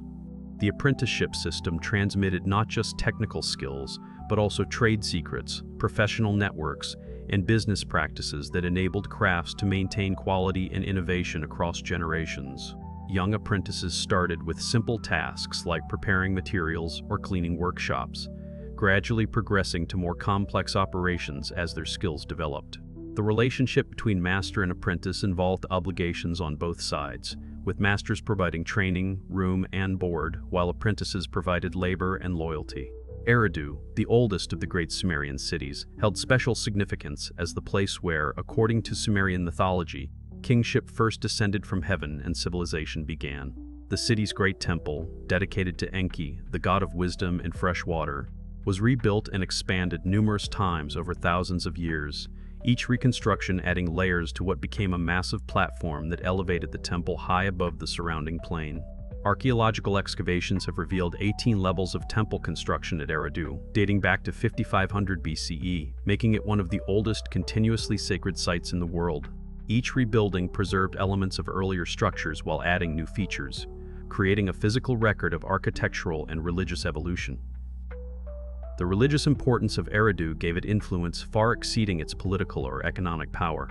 The city was seen as the source of divine wisdom and the birthplace of civilization, lending it prestige that transcended temporal concerns. Pilgrims traveled from throughout Mesopotamia to worship at Enki's shrine and seek the god's wisdom in matters both spiritual and practical. They brought offerings that enriched the temple and supported the large priesthood that maintained the sacred site. These pilgrimages created networks of religious connection that united Sumerian cities despite political divisions, reinforcing shared cultural values and religious beliefs. The priests of Eridu were renowned for their learning, particularly in matters of ritual purification, divination, and the sacred arts.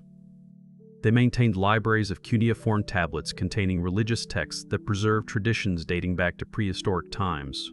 These texts included creation myths that explained how the world came to be, ritual instructions that ensured proper worship, incantations that invoked divine power, and wisdom literature that provided guidance for ethical living.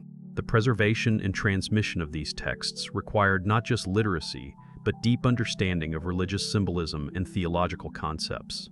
The creation myth of Eridu, which describes how Enki brought the gifts of civilization to humanity, influenced religious thought throughout the ancient Near East. According to this narrative, Enki emerged from the Abzu, the freshwater ocean beneath the earth, bringing the Mi, divine powers that enabled civilized life. These Mi included abstract concepts like justice and truth, practical skills like brewing and weaving, and social institutions like kingship and priesthood.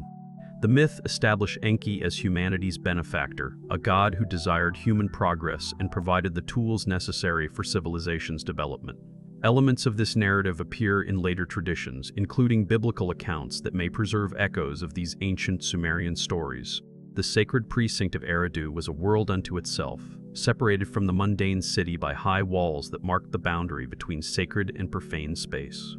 Within these walls, elaborate rituals marked the passage of seasons and honored the gods who controlled the forces of nature. The New Year festival, celebrated at the spring equinox, involved 11 days of ceremonies that renewed the cosmic order and ensured prosperity for the coming year. These ceremonies included ritual battles between forces of order and chaos, sacred marriages that ensured fertility, and the reading of destinies that foretold the coming year's events. The complexity and duration of these rituals demonstrate the resources Sumerian society devoted to maintaining divine favor. During these festivals, the statue of Enki was carried in procession through the city, allowing common people to glimpse their god and receive his blessing. The procession route was carefully planned to pass through all quarters of the city, ensuring that every resident could participate in the sacred event. The statue, dressed in elaborate garments and adorned with precious ornaments, was carried on a decorated platform by specially chosen bearers.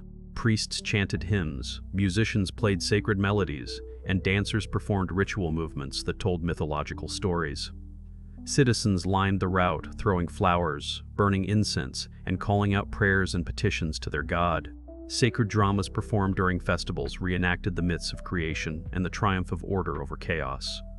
These performances involved elaborate costumes, masks, and props that transformed human actors into divine beings.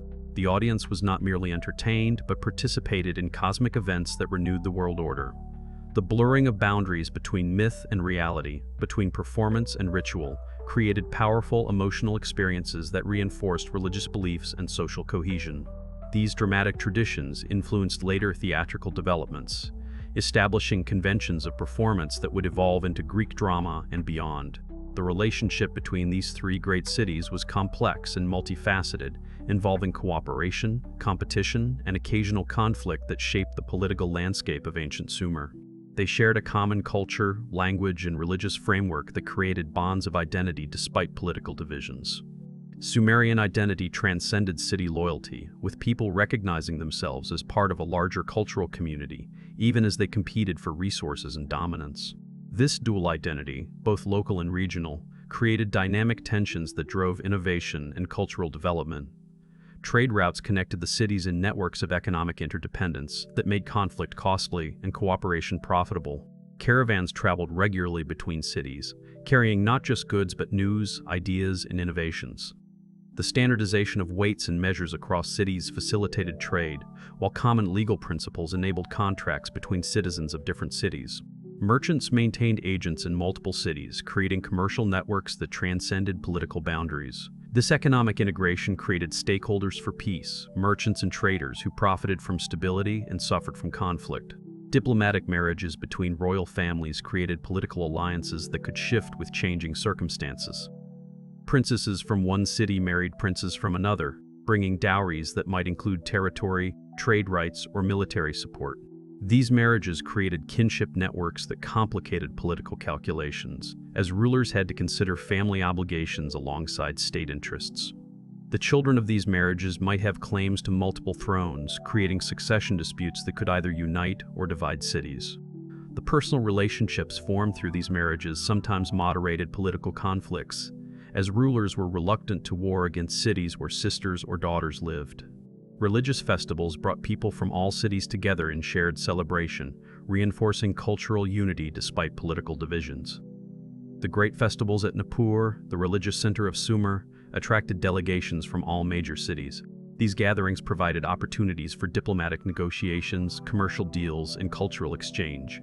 Athletic competitions, musical performances, and religious ceremonies created shared experiences that transcended city rivalries. The recognition of common gods and shared myths created a framework for resolving disputes and maintaining peace. The competition between cities drove innovation and achievement as each sought to surpass the others in grandeur and accomplishment. When Uruk built a magnificent new temple, Ur responded with an even more elaborate construction. When Ur's merchants opened new trade routes, Uruk's traders sought even more distant markets. This competitive spirit channeled human ambition into constructive pursuits that advanced civilization as a whole. Cities competed not just in military might, but in artistic achievement, architectural grandeur, and intellectual accomplishment. The desire to surpass rivals motivated investments in culture and learning that might not have occurred without competition. The political systems of these city-states evolved over time, experimenting with different forms of governance that would influence political thought for millennia. Initially ruled by priest-kings who claimed divine authority, the cities gradually developed more complex governmental structures that balanced different sources of power and legitimacy. The evolution from theocracy to more secular forms of government reflected changing social conditions and the growing complexity of urban life. These experiments in governance provided models and cautionary tales for subsequent civilizations. Councils of elders, drawn from leading families, advised rulers and sometimes checked their power. These councils represented the interests of the nobility and wealthy merchants, providing a voice for those with economic power but no formal political position. The composition and authority of councils varied between cities and over time, sometimes serving merely as advisory bodies and sometimes exercising real power over policy decisions. The tension between autocratic rule and oligarchic influence created political dynamics that required rulers to balance different interests and build coalitions of support. Assemblies of free citizens occasionally gathered to decide matters of war and peace, prefiguring later democratic institutions. These assemblies, while limited in scope and frequency, established the principle that legitimate government required some form of popular consent. The composition of assemblies varied, sometimes including all free adult males, sometimes restricted to property owners or heads of households. The procedures for calling assemblies, conducting debates, and reaching decisions developed over time, creating precedents for collective decision-making that influenced later political developments. The tension between autocratic rule and collective decision-making that characterized Sumerian politics would remain a central theme in political development throughout history. Rulers sought to maximize their power while citizens sought to protect their interests, creating dynamic tensions that drove political innovation. The solutions developed in Sumerian cities, from legal codes that limited royal power to institutions that provided voice for different social groups, established patterns that would reappear in various forms throughout history. The legal systems developed in these cities represented one of humanity's greatest achievements, the replacement of arbitrary power with written law that provided predictability and justice. The law codes of Ur, which predated Hammurabi's famous code by centuries, established principles of justice that recognized different social classes while providing basic protections for all. These laws were not merely criminal codes but comprehensive regulations covering property rights, commercial transactions, family relationships, and social obligations. The principle that even rulers were bound by law marked a revolutionary limitation on power. Kings could no longer act purely on whim, but had to justify their actions according to established legal principles. This concept of rule of law, however imperfectly implemented, established an ideal that would inspire political reformers throughout history.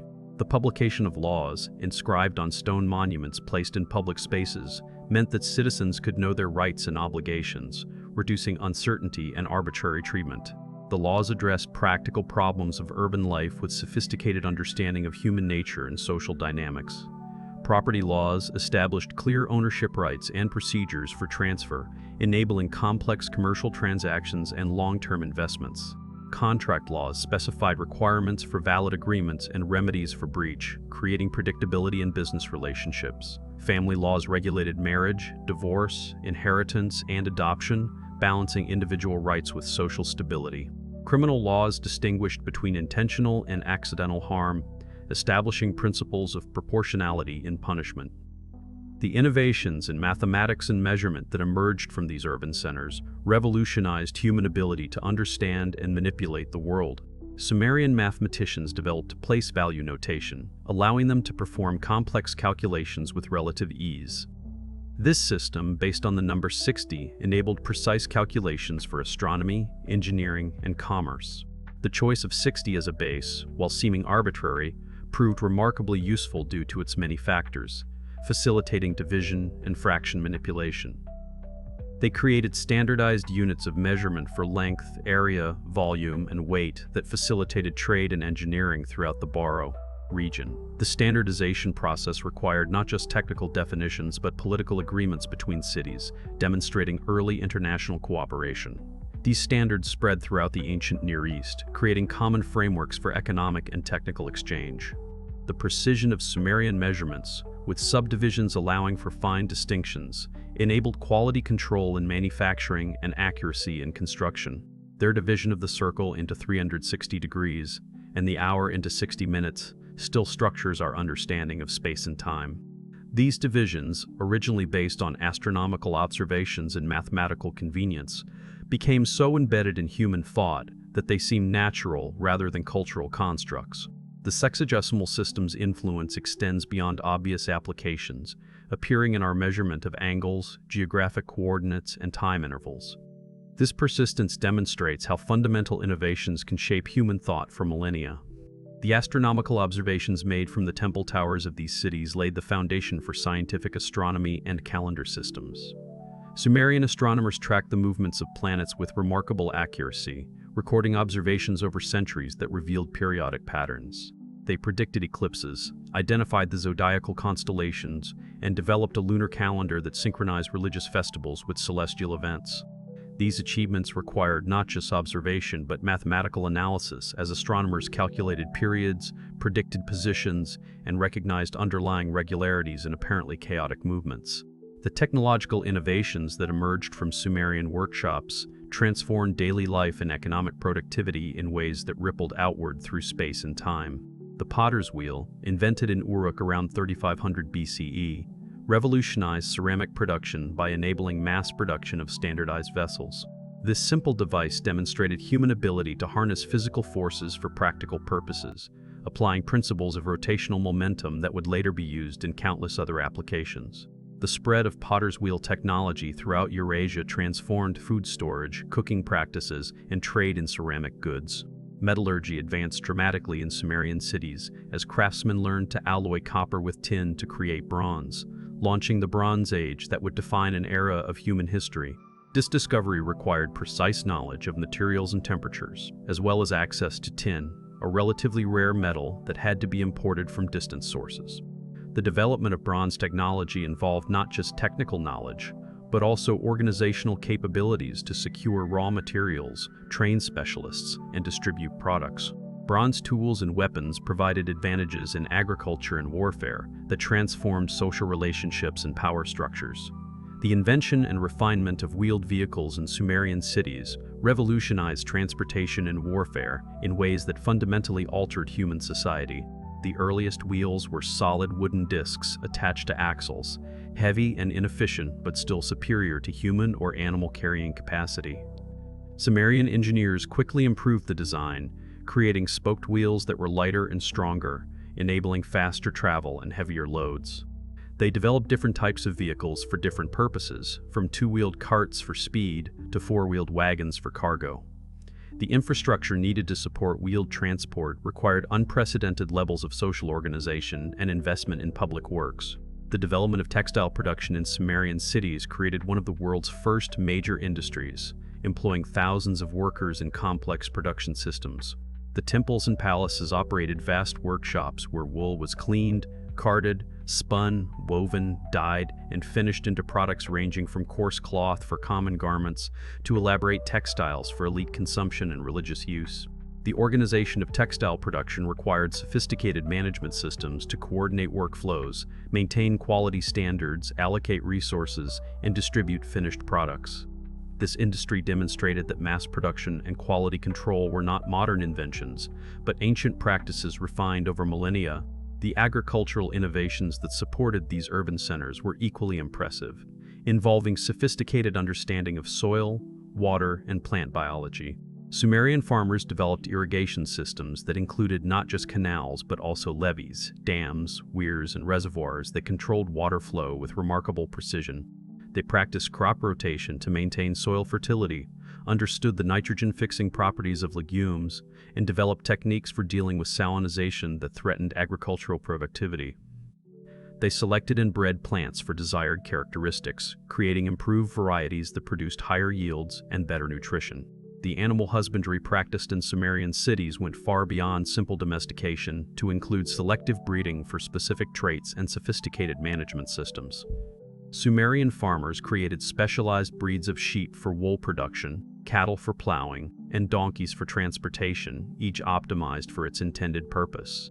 They developed veterinary knowledge to treat animal diseases and injuries, recognizing that healthy animals were essential for agricultural productivity and economic prosperity. The integration of animal and plant agriculture created sustainable systems that maximize resource utilization while maintaining ecological balance. The religious and mythological systems that developed in Sumerian cities provided frameworks for understanding the world that influenced human thought for millennia. The Sumerian pantheon included hundreds of deities, each with specific responsibilities and attributes that reflected natural forces and human concerns. These gods were not distant abstractions but active participants in daily life, requiring constant attention through rituals, offerings, and proper behavior. The complexity of Sumerian theology reflected and reinforced social complexity, with divine hierarchies mirroring earthly ones and religious obligations structuring social relationships. The creation myths of Sumer described how the gods brought order from primordial chaos, establishing patterns that would echo through subsequent religious traditions. These narratives established fundamental concepts about the nature of divinity, the purpose of creation, and humanity's place in the cosmic order. The notion of creation through divine word or thought, the idea of humans as created beings with specific purposes, and the theme of divine judgment through catastrophic flooding would appear in various forms in later religious traditions. The Epic of Gilgamesh explored themes of mortality, friendship, and the search for meaning that continue to resonate with readers today. The ziggurat temples that dominated Sumerian cities were architectural marvels that required sophisticated engineering knowledge and massive resource mobilization. These structures were more than religious buildings. They were cosmological statements that connected Earth to heaven through their ascending forms. The construction of ziggurats demonstrated human ability to reshape the landscape on a monumental scale, creating artificial mountains in a flat plain. The precise orientation of these structures according to cardinal directions and their proportions based on sacred numbers showed integration of religious belief with mathematical and astronomical knowledge. The rituals performed in these temples structured time and reinforced social order through carefully choreographed ceremonies. Daily offerings ensured divine favor and cosmic stability, creating routines that organized religious life. Monthly festivals marked lunar phases and agricultural cycles, synchronizing human activity with natural rhythms. Annual celebrations renewed divine mandates and social contracts, providing opportunities for community gathering and cultural reinforcement. The priests who performed these rituals underwent years of training in theology, liturgy, and ceremonial practice, becoming specialists in sacred knowledge. The temple workshops produced objects of extraordinary beauty and religious significance that demonstrated the heights of Sumerian artistic achievement. Sculptors created statues that served as perpetual worshippers, their wide eyes and clasped hands embodying eternal devotion. Metalworkers crafted ritual vessels and divine emblems from precious metals, their surfaces decorated with mythological scenes that told sacred stories. These objects were not merely decorative but functional elements of religious practice, used in ceremonies that maintained cosmic order and divine favor. The music that filled Sumerian temples represented a sophisticated art form that combined technical skill with spiritual expression. Archaeological evidence reveals various instruments including lyres, harps, drums, flutes, and trumpets, each with specific ritual uses. Sumerian musicians developed systems of musical notation that allowed compositions to be preserved and transmitted across generations. They understood mathematical relationships between musical intervals, laying foundations for music theory that would influence later developments. Temple musicians performed hymns and liturgical music that enhanced religious experience through emotional engagement. The educational system centered in temples created the world's first literate class, transforming knowledge from oral tradition to written record. Scribal schools trained young men and occasionally women in the complex art of cuneiform writing, a skill that required years of study to master. Students progressed from copying simple sign lists to composing complex documents, developing not just literacy but analytical and organizational skills. The curriculum included mathematics, surveying, accounting, and law, creating administrators capable of managing complex urban societies. The libraries maintained in temples and palaces preserved human knowledge and made possible its accumulation across generations. These collections included thousands of tablets covering every aspect of human knowledge, from religious texts to mathematical problems, from medical treatments to legal precedents. The organization of these libraries with catalogs and finding aids demonstrated sophisticated information management. The copying and preservation of texts ensured that knowledge survived despite the fragility of clay tablets and the vicissitudes of history. The medical knowledge developed in Sumerian cities combined empirical observation with religious belief in ways that laid foundations for later medical traditions. Sumerian physicians diagnosed diseases through careful observation of symptoms and examination of patients, recording their findings in medical texts that served as references for future practitioners. They prescribed treatments ranging from herbal remedies to surgical procedures, demonstrating understanding of anatomy and pharmacology. While medical practice included magical elements, it also showed systematic observation and rational analysis that prefigured scientific medicine. The environmental challenges faced by Sumerian cities required technological and social innovations that presaged modern environmental management. Salinization of soils threatened agricultural productivity, forcing development of drainage systems and salt-tolerant crops. Deforestation created material shortages that required alternative building materials and fuel sources. Siltation of canals demanded regular maintenance that only effective governments could organize. These challenges demonstrated that civilization's relationship with nature requires constant negotiation and adaptation. The legacy of these great Sumerian cities extends far beyond their physical remains or historical importance. They established patterns of urban life that continue to shape human society, demonstrating both the potential and challenges of concentrated populations. They proved that humans could transcend the limitations of small-scale society, creating communities of strangers united by shared institutions and values. They showed that specialization and exchange could create prosperity exceeding anything possible in self-sufficient communities. They developed technologies and institutions that would spread throughout the world, fundamentally transforming human existence. The influence of Sumerian innovations can be traced through subsequent civilizations that built upon their foundations. The Babylonians and Assyrians inherited and developed Sumerian cultural traditions, preserving and transmitting them to later peoples. Greek science and philosophy incorporated Sumerian mathematical and astronomical knowledge, often without awareness of its ultimate origins. Roman law reflected principles first articulated in Sumerian legal codes. Islamic scholars preserved and transmitted Sumerian knowledge through translations and commentaries. European Renaissance thinkers rediscovered ancient wisdom that often traced back to Sumerian origins. Even today, we live in a world shaped by innovations that emerge from the mud brick cities of ancient Sumer. Our 60-minute hours and 360-degree circles derive from Sumerian mathematics. Our legal systems embody principles first articulated in Sumerian law codes.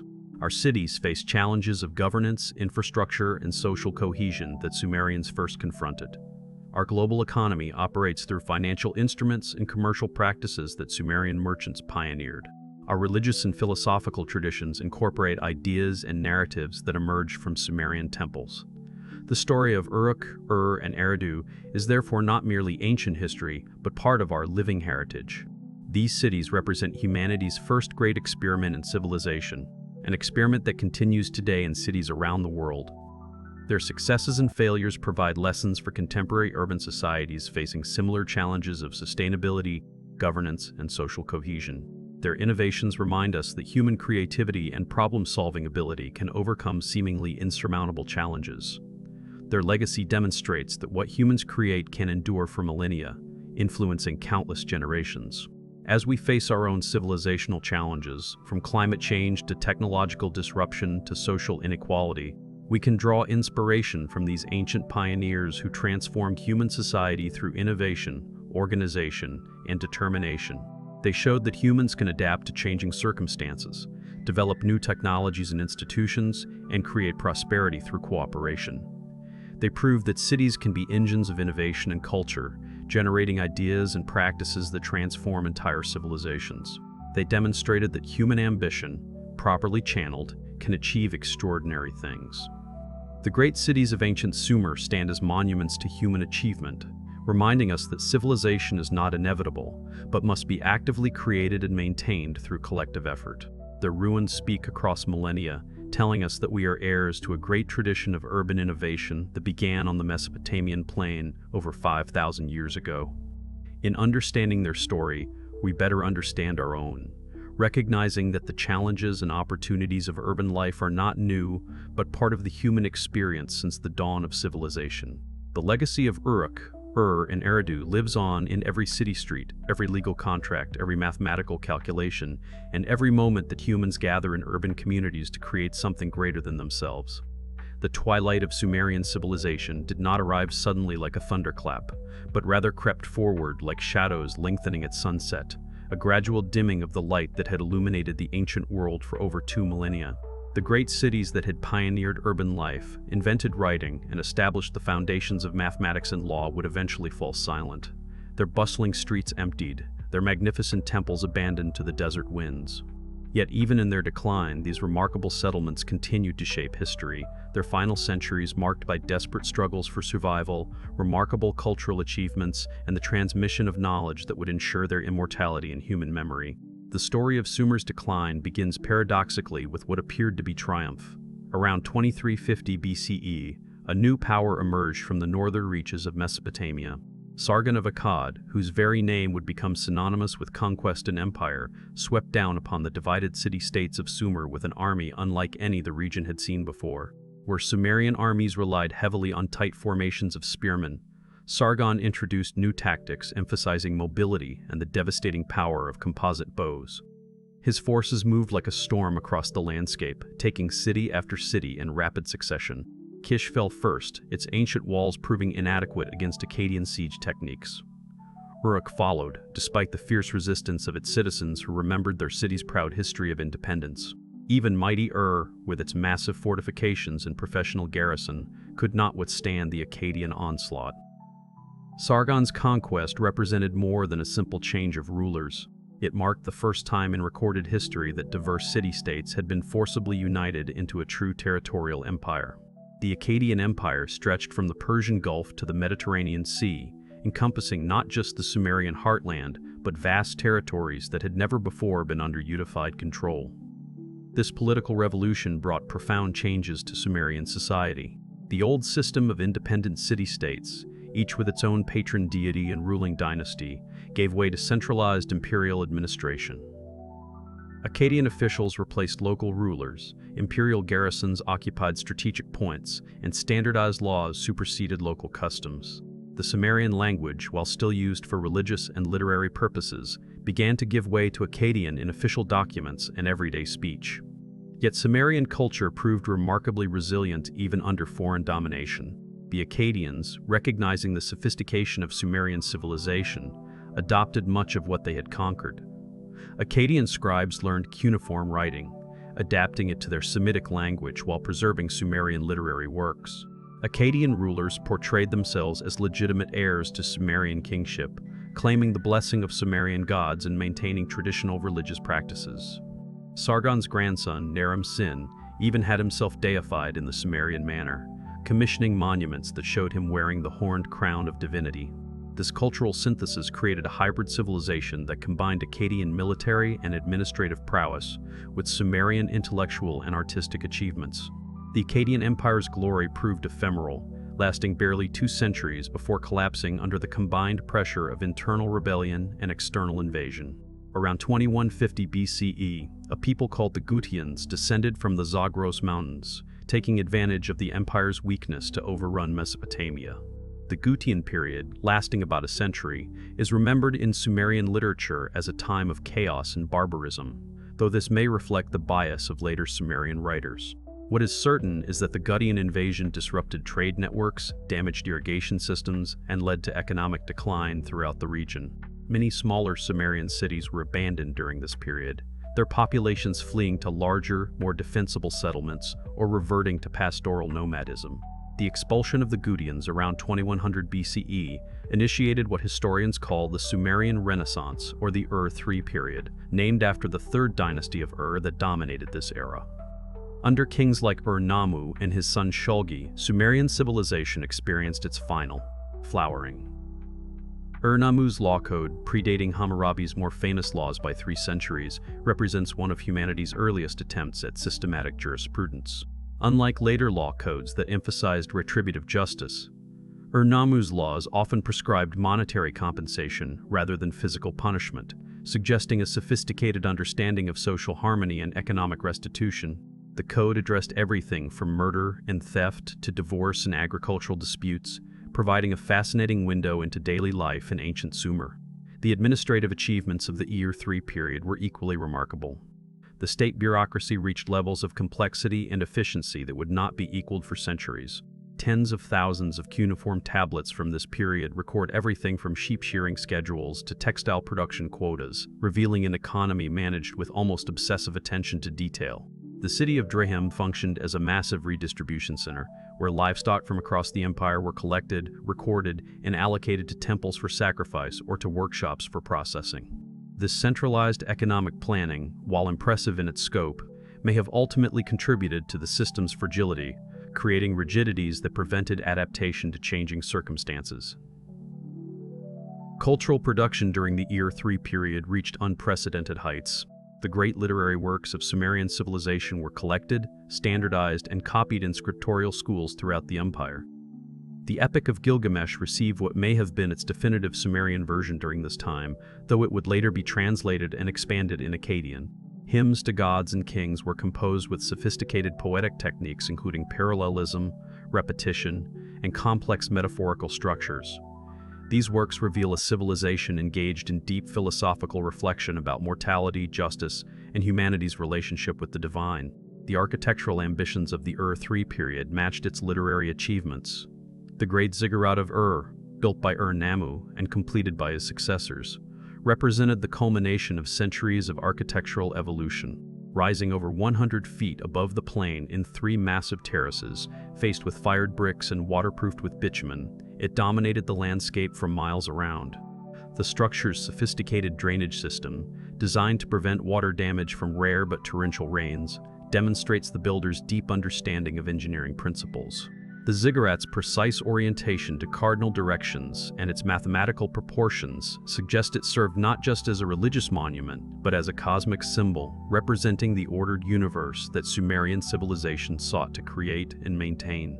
Yet even as Sumerian culture reached new heights, forces were gathering that would bring about its final collapse. Environmental degradation, accumulating over millennia of intensive agriculture, began to undermine the economic foundation of Sumerian civilization. The irrigation systems that had made the desert bloom had also gradually increased soil salinity, reducing crop yields year by year.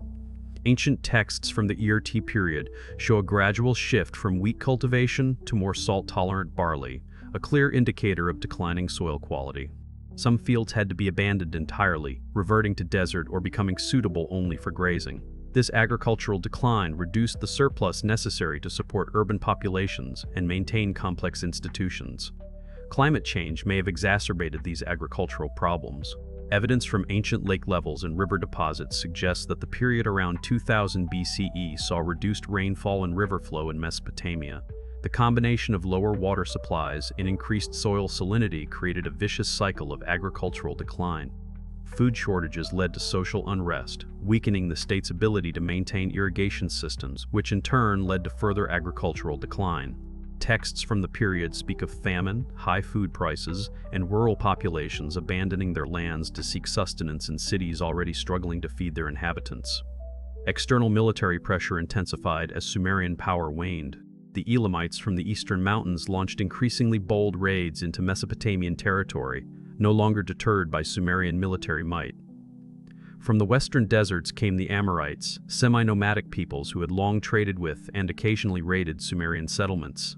As central authority weakened, these groups pressed harder against Sumerian frontiers, disrupting trade routes and threatening outlying settlements. The cost of defending against these incursions drained resources needed for internal development and maintenance of crucial infrastructure. The final blow came around 2004 BCE, when a coalition of Elamites and other enemies besieged and captured the last great Sumerian capital. The city's fall was catastrophic. Archaeological evidence reveals extensive burning and destruction, while contemporary lamentations describe scenes of horror as temples were desecrated, populations enslaved, and cultural treasures destroyed or carried off as plunder. The lamentation over the destruction of one of the most poignant works of ancient literature, describes the city's patron goddess wandering like a refugee, weeping for her destroyed sanctuary and scattered people. The fall of marked not just the end of a political entity, but the effective termination of Sumerian civilization as an independent cultural force. Yet the influence of Sumerian civilization persisted long after its political collapse. The Babylonians and Assyrians who dominated Mesopotamia in subsequent millennia consciously positioned themselves as heirs to Sumerian culture. Babylonian scribes continued to copy Sumerian texts and study the Sumerian language for over 1,000 years after it ceased to be spoken. The Epic of Gilgamesh was translated into multiple languages and spread throughout the ancient Near East, influencing literary traditions from the Hittites to the Hebrews. Sumerian mathematical and astronomical knowledge passed through Babylonian and Assyrian hands to eventually reach Greek scholars, contributing to the scientific revolution of classical antiquity. The legal innovations of Sumer had particularly lasting influence. The concept of written law codes, first developed in Sumerian cities, became a cornerstone of civilization throughout the ancient world. Hammurabi's famous code drew heavily on Sumerian precedents, and through various intermediaries, Sumerian legal concepts influenced Roman law, which in turn shaped legal systems throughout Europe and beyond. The Sumerian innovation of legal contracts, witnessed and sealed, established patterns of commercial law that persist to this day. Every modern business contract owes a debt to the Sumerian scribes who first recognized the need to record agreements in permanent form. Sumerian innovations in urban planning continued to influence city design long after Sumerian cities themselves lay in ruins. The concept of the city as a planned entity with distinct quarters for different functions, first developed in places like Uruk and became standard throughout the ancient world. The idea of the temple complex as a city's spiritual and economic center influenced urban design from Egypt to India. Even the grid pattern of streets, pioneered in some Sumerian cities, would be rediscovered and refined by later civilizations, eventually becoming the standard for urban planning in many parts of the world. The religious and mythological legacy of Sumer proved equally enduring. Sumerian stories of creation, flood, and divine intervention provided templates that influenced religious traditions throughout the Near East. The biblical flood narrative shares striking similarities with the Sumerian flood story featuring Ziusudra, later known as Utnapishtim in the Epic of Gilgamesh. The concept of divine kingship, first articulated in Sumerian ideology, influenced political thought throughout the ancient world and beyond. The idea that earthly rulers derived their authority from divine mandate while taking different forms in different cultures, can trace its origins back to Sumerian concepts of kingship. Perhaps most fundamentally, the Sumerian invention of writing transformed human consciousness itself. By creating a technology that could preserve thoughts across time and space, the Sumerians enabled the accumulation of knowledge that defines civilization. Every library, every book, every written word represents a continuation of the revolution begun by Sumerian scribes pressing reeds into clay. The very fact that we can know about Sumerian civilization, that their thoughts and achievements can speak to us across 5 millennia, demonstrates the transformative power of their invention. Writing allowed humanity to transcend the limitations of individual memory and oral tradition, creating a collective memory that could grow and evolve across generations. The mathematical legacy of Sumer continues to shape our daily lives in ways we rarely recognize. The sexagesimal system, based on the number 60, still governs how we measure time and angles. Every time we note that an hour has 60 minutes or that a circle has 360 degrees, we use a system developed by Sumerian mathematicians 5,000 years ago. Their place value notation system, though using different symbols, established the principle that underlies all modern mathematics. Their solutions to practical problems involving area, volume, and proportion lay groundwork for geometric principles later formalized by Greek mathematicians. The technological innovations of Sumer spread throughout the ancient world and beyond. The potter's wheel, probably invented in Sumerian cities, revolutionized ceramic production wherever it was adopted. The techniques of bronze working developed in Sumerian workshops influenced metallurgy from China to Britain. Agricultural innovations, including the seed plow and systematic irrigation, became standard practices throughout the ancient Near East and eventually spread to other regions. Even brewing techniques, first documented in Sumerian texts, influenced beer production traditions that persist in modified form today. The collapse of Sumerian civilization also provides enduring lessons about the fragility of complex societies. The Sumerians created the world's first civilization in a challenging environment through ingenuity, cooperation, and sustained effort. Yet their very success contained seeds of eventual failure. Intensive agriculture that initially produced abundance eventually degraded the soil. Irrigation systems that made the desert bloom ultimately increased salinity to unsustainable levels. Cities that concentrated human creativity and productivity also concentrated vulnerability to disease, conflict, and resource depletion. The centralized administration that enabled great achievements also created rigidities that prevented adaptation to changing circumstances. These patterns of rise and decline, innovation and stagnation, integration and fragmentation that characterized Sumerian history have been repeated countless times in subsequent civilizations. The Maya cities of Central America, the Khmer Empire of Southeast Asia, and numerous other civilizations have followed similar trajectories of growth, florescence, and collapse. Understanding the Sumerian experience provides insights into the dynamics that continue to shape human societies. It reminds us that civilizational achievements are not permanent but must be actively maintained and adapted to changing conditions. The environmental challenges that contributed to Sumerian decline resonate particularly strongly in our current era. Like the Sumerians, we have transformed our environment through technology to support large populations and complex societies. Like them, we face the unintended consequences of our interventions in natural systems. The salinization that plagues Sumerian agriculture parallels modern problems of soil degradation, water scarcity, and pollution. Their experience demonstrates that environmental problems accumulate gradually, often imperceptibly, until they reach crisis proportions. It also shows that societies can be remarkably resilient, adapting to environmental challenges for centuries before reaching breaking points. The story of Sumerian collapse also illustrates the interconnection between environmental, social, political, and economic factors in civilizational decline. Agricultural problems led to economic stress, which generated social conflict, which weakened political institutions, which reduced capacity to address agricultural problems, creating a downward spiral that eventually became irreversible. This systemic perspective on civilizational decline provides a more nuanced understanding than simple narratives of conquest or catastrophe. It suggests that maintaining civilization requires attention not just to immediate challenges, but to the complex interactions between different aspects of society. Yet the Sumerian legacy ultimately tells a story of triumph rather than tragedy. Though their cities fell to ruin and their language fell silent, their achievements became foundation stones of human civilization.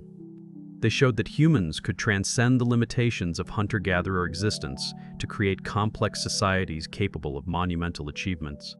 They demonstrated that cooperation could achieve what individual effort could not, that knowledge could be preserved and transmitted across generations. that human creativity could transform raw materials into art, architecture, and technology. They proved that civilization was possible.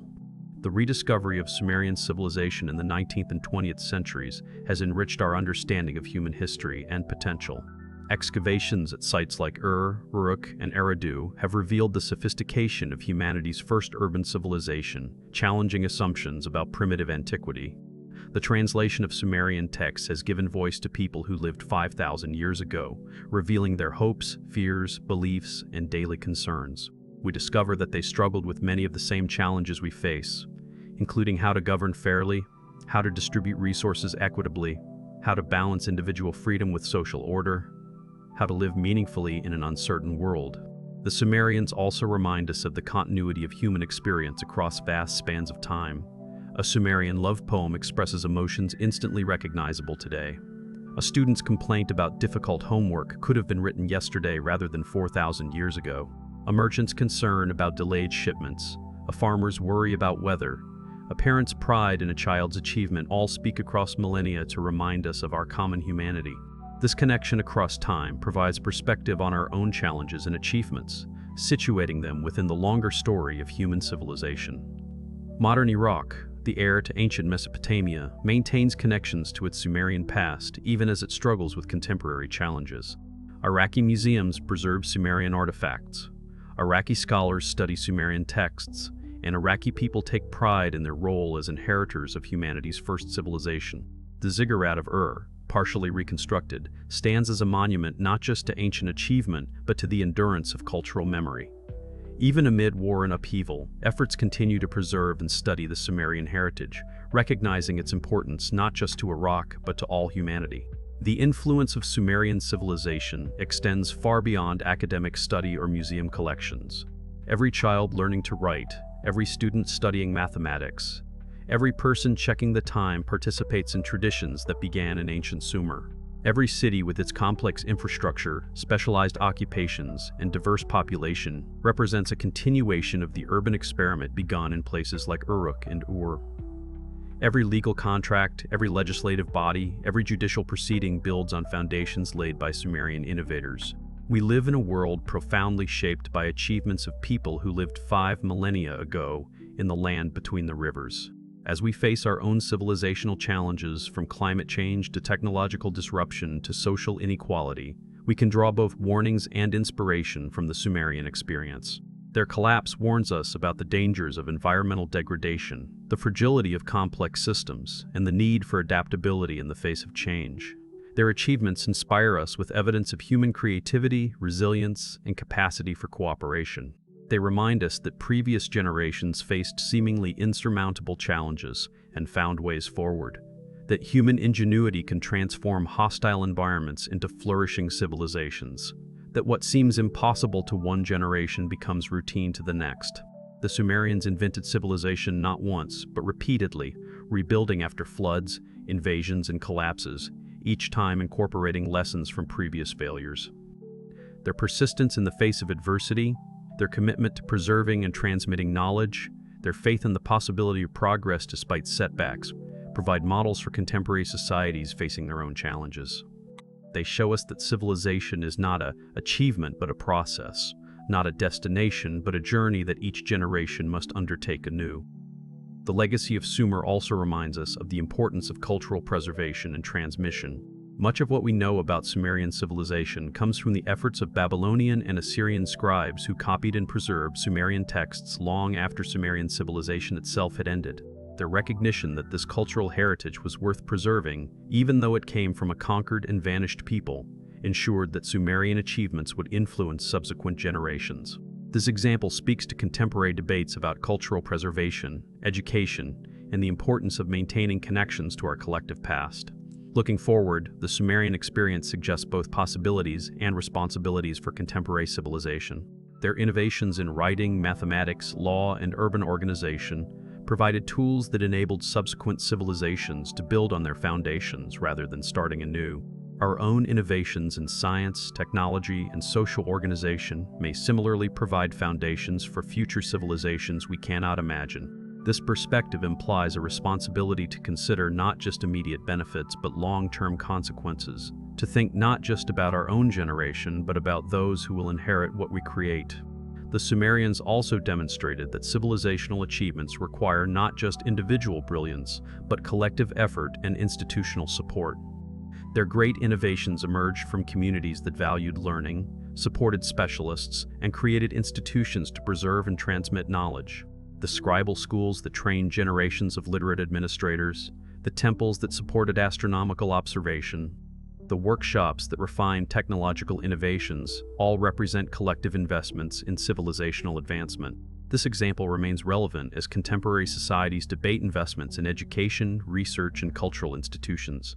The story of Sumer ultimately affirms the resilience and creativity of the human spirit.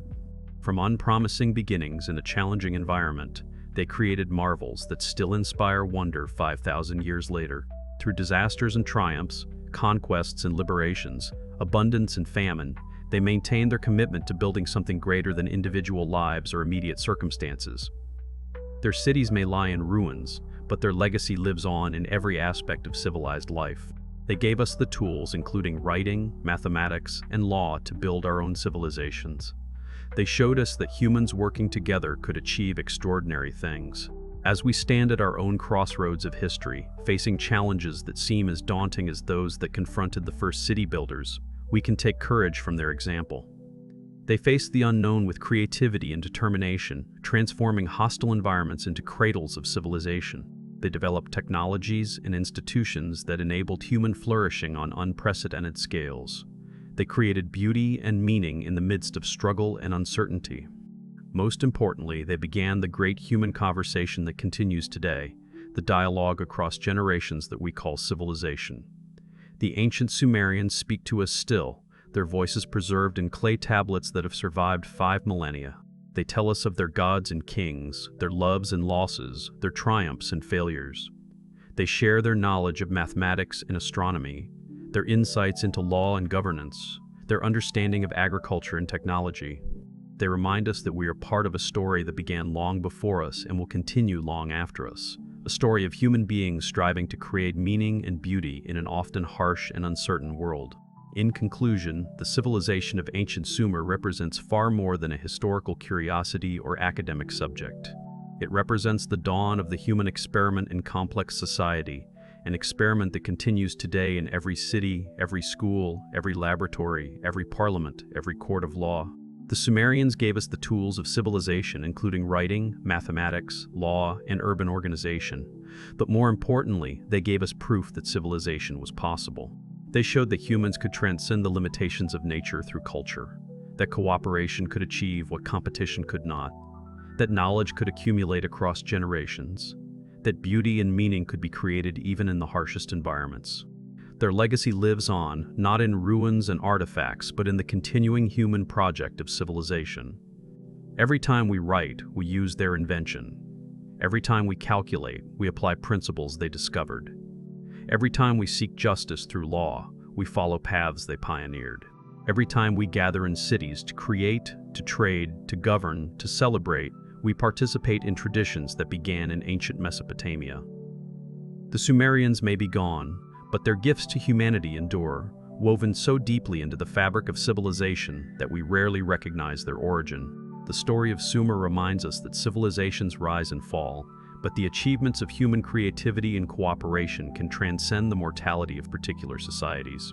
It teaches us that environmental and social challenges must be addressed before they become irreversible, that adaptation and innovation must be continuous rather than episodic, that the maintenance of civilization requires constant effort and renewal. It also inspires us with evidence of human resilience and creativity, showing that our species has faced existential challenges before and found ways not just to survive, but to thrive and create wonders that endure for millennia. As inheritors of the Sumerian legacy, we carry forward the torch they lit 5,000 years ago in the land between the rivers. The flame has passed through countless hands, each generation adding its own fuel, its own innovations, its own contributions to the great edifice of human civilization. The responsibility now falls to us to maintain and extend this legacy, to build on the foundations they laid, to pass on to future generations not just what we inherited, but what we created and discovered. The Sumerians began the story of civilization, but that story continues to be written by every human being who participates in the great collective enterprise of building a better world. The ancient cities of Sumer now lie buried beneath millennia of sand and silt, their great temples reduced to eroded mounds barely distinguishable from natural hills. Yet from these ruins emerged the seeds of all subsequent human civilization, ideas and innovations that transformed our species from scattered bands of hunter-gatherers into builders of cities and nations, creators of art and literature, explorers of natural laws and cosmic mysteries. The Sumerians gave us civilization itself, the greatest gift one generation of humans has ever given to all subsequent generations. For this gift, and for the courage and creativity it took to create it in the face of tremendous challenges, the ancient Sumerians deserve not just our scholarly attention, but our profound gratitude and continuing respect.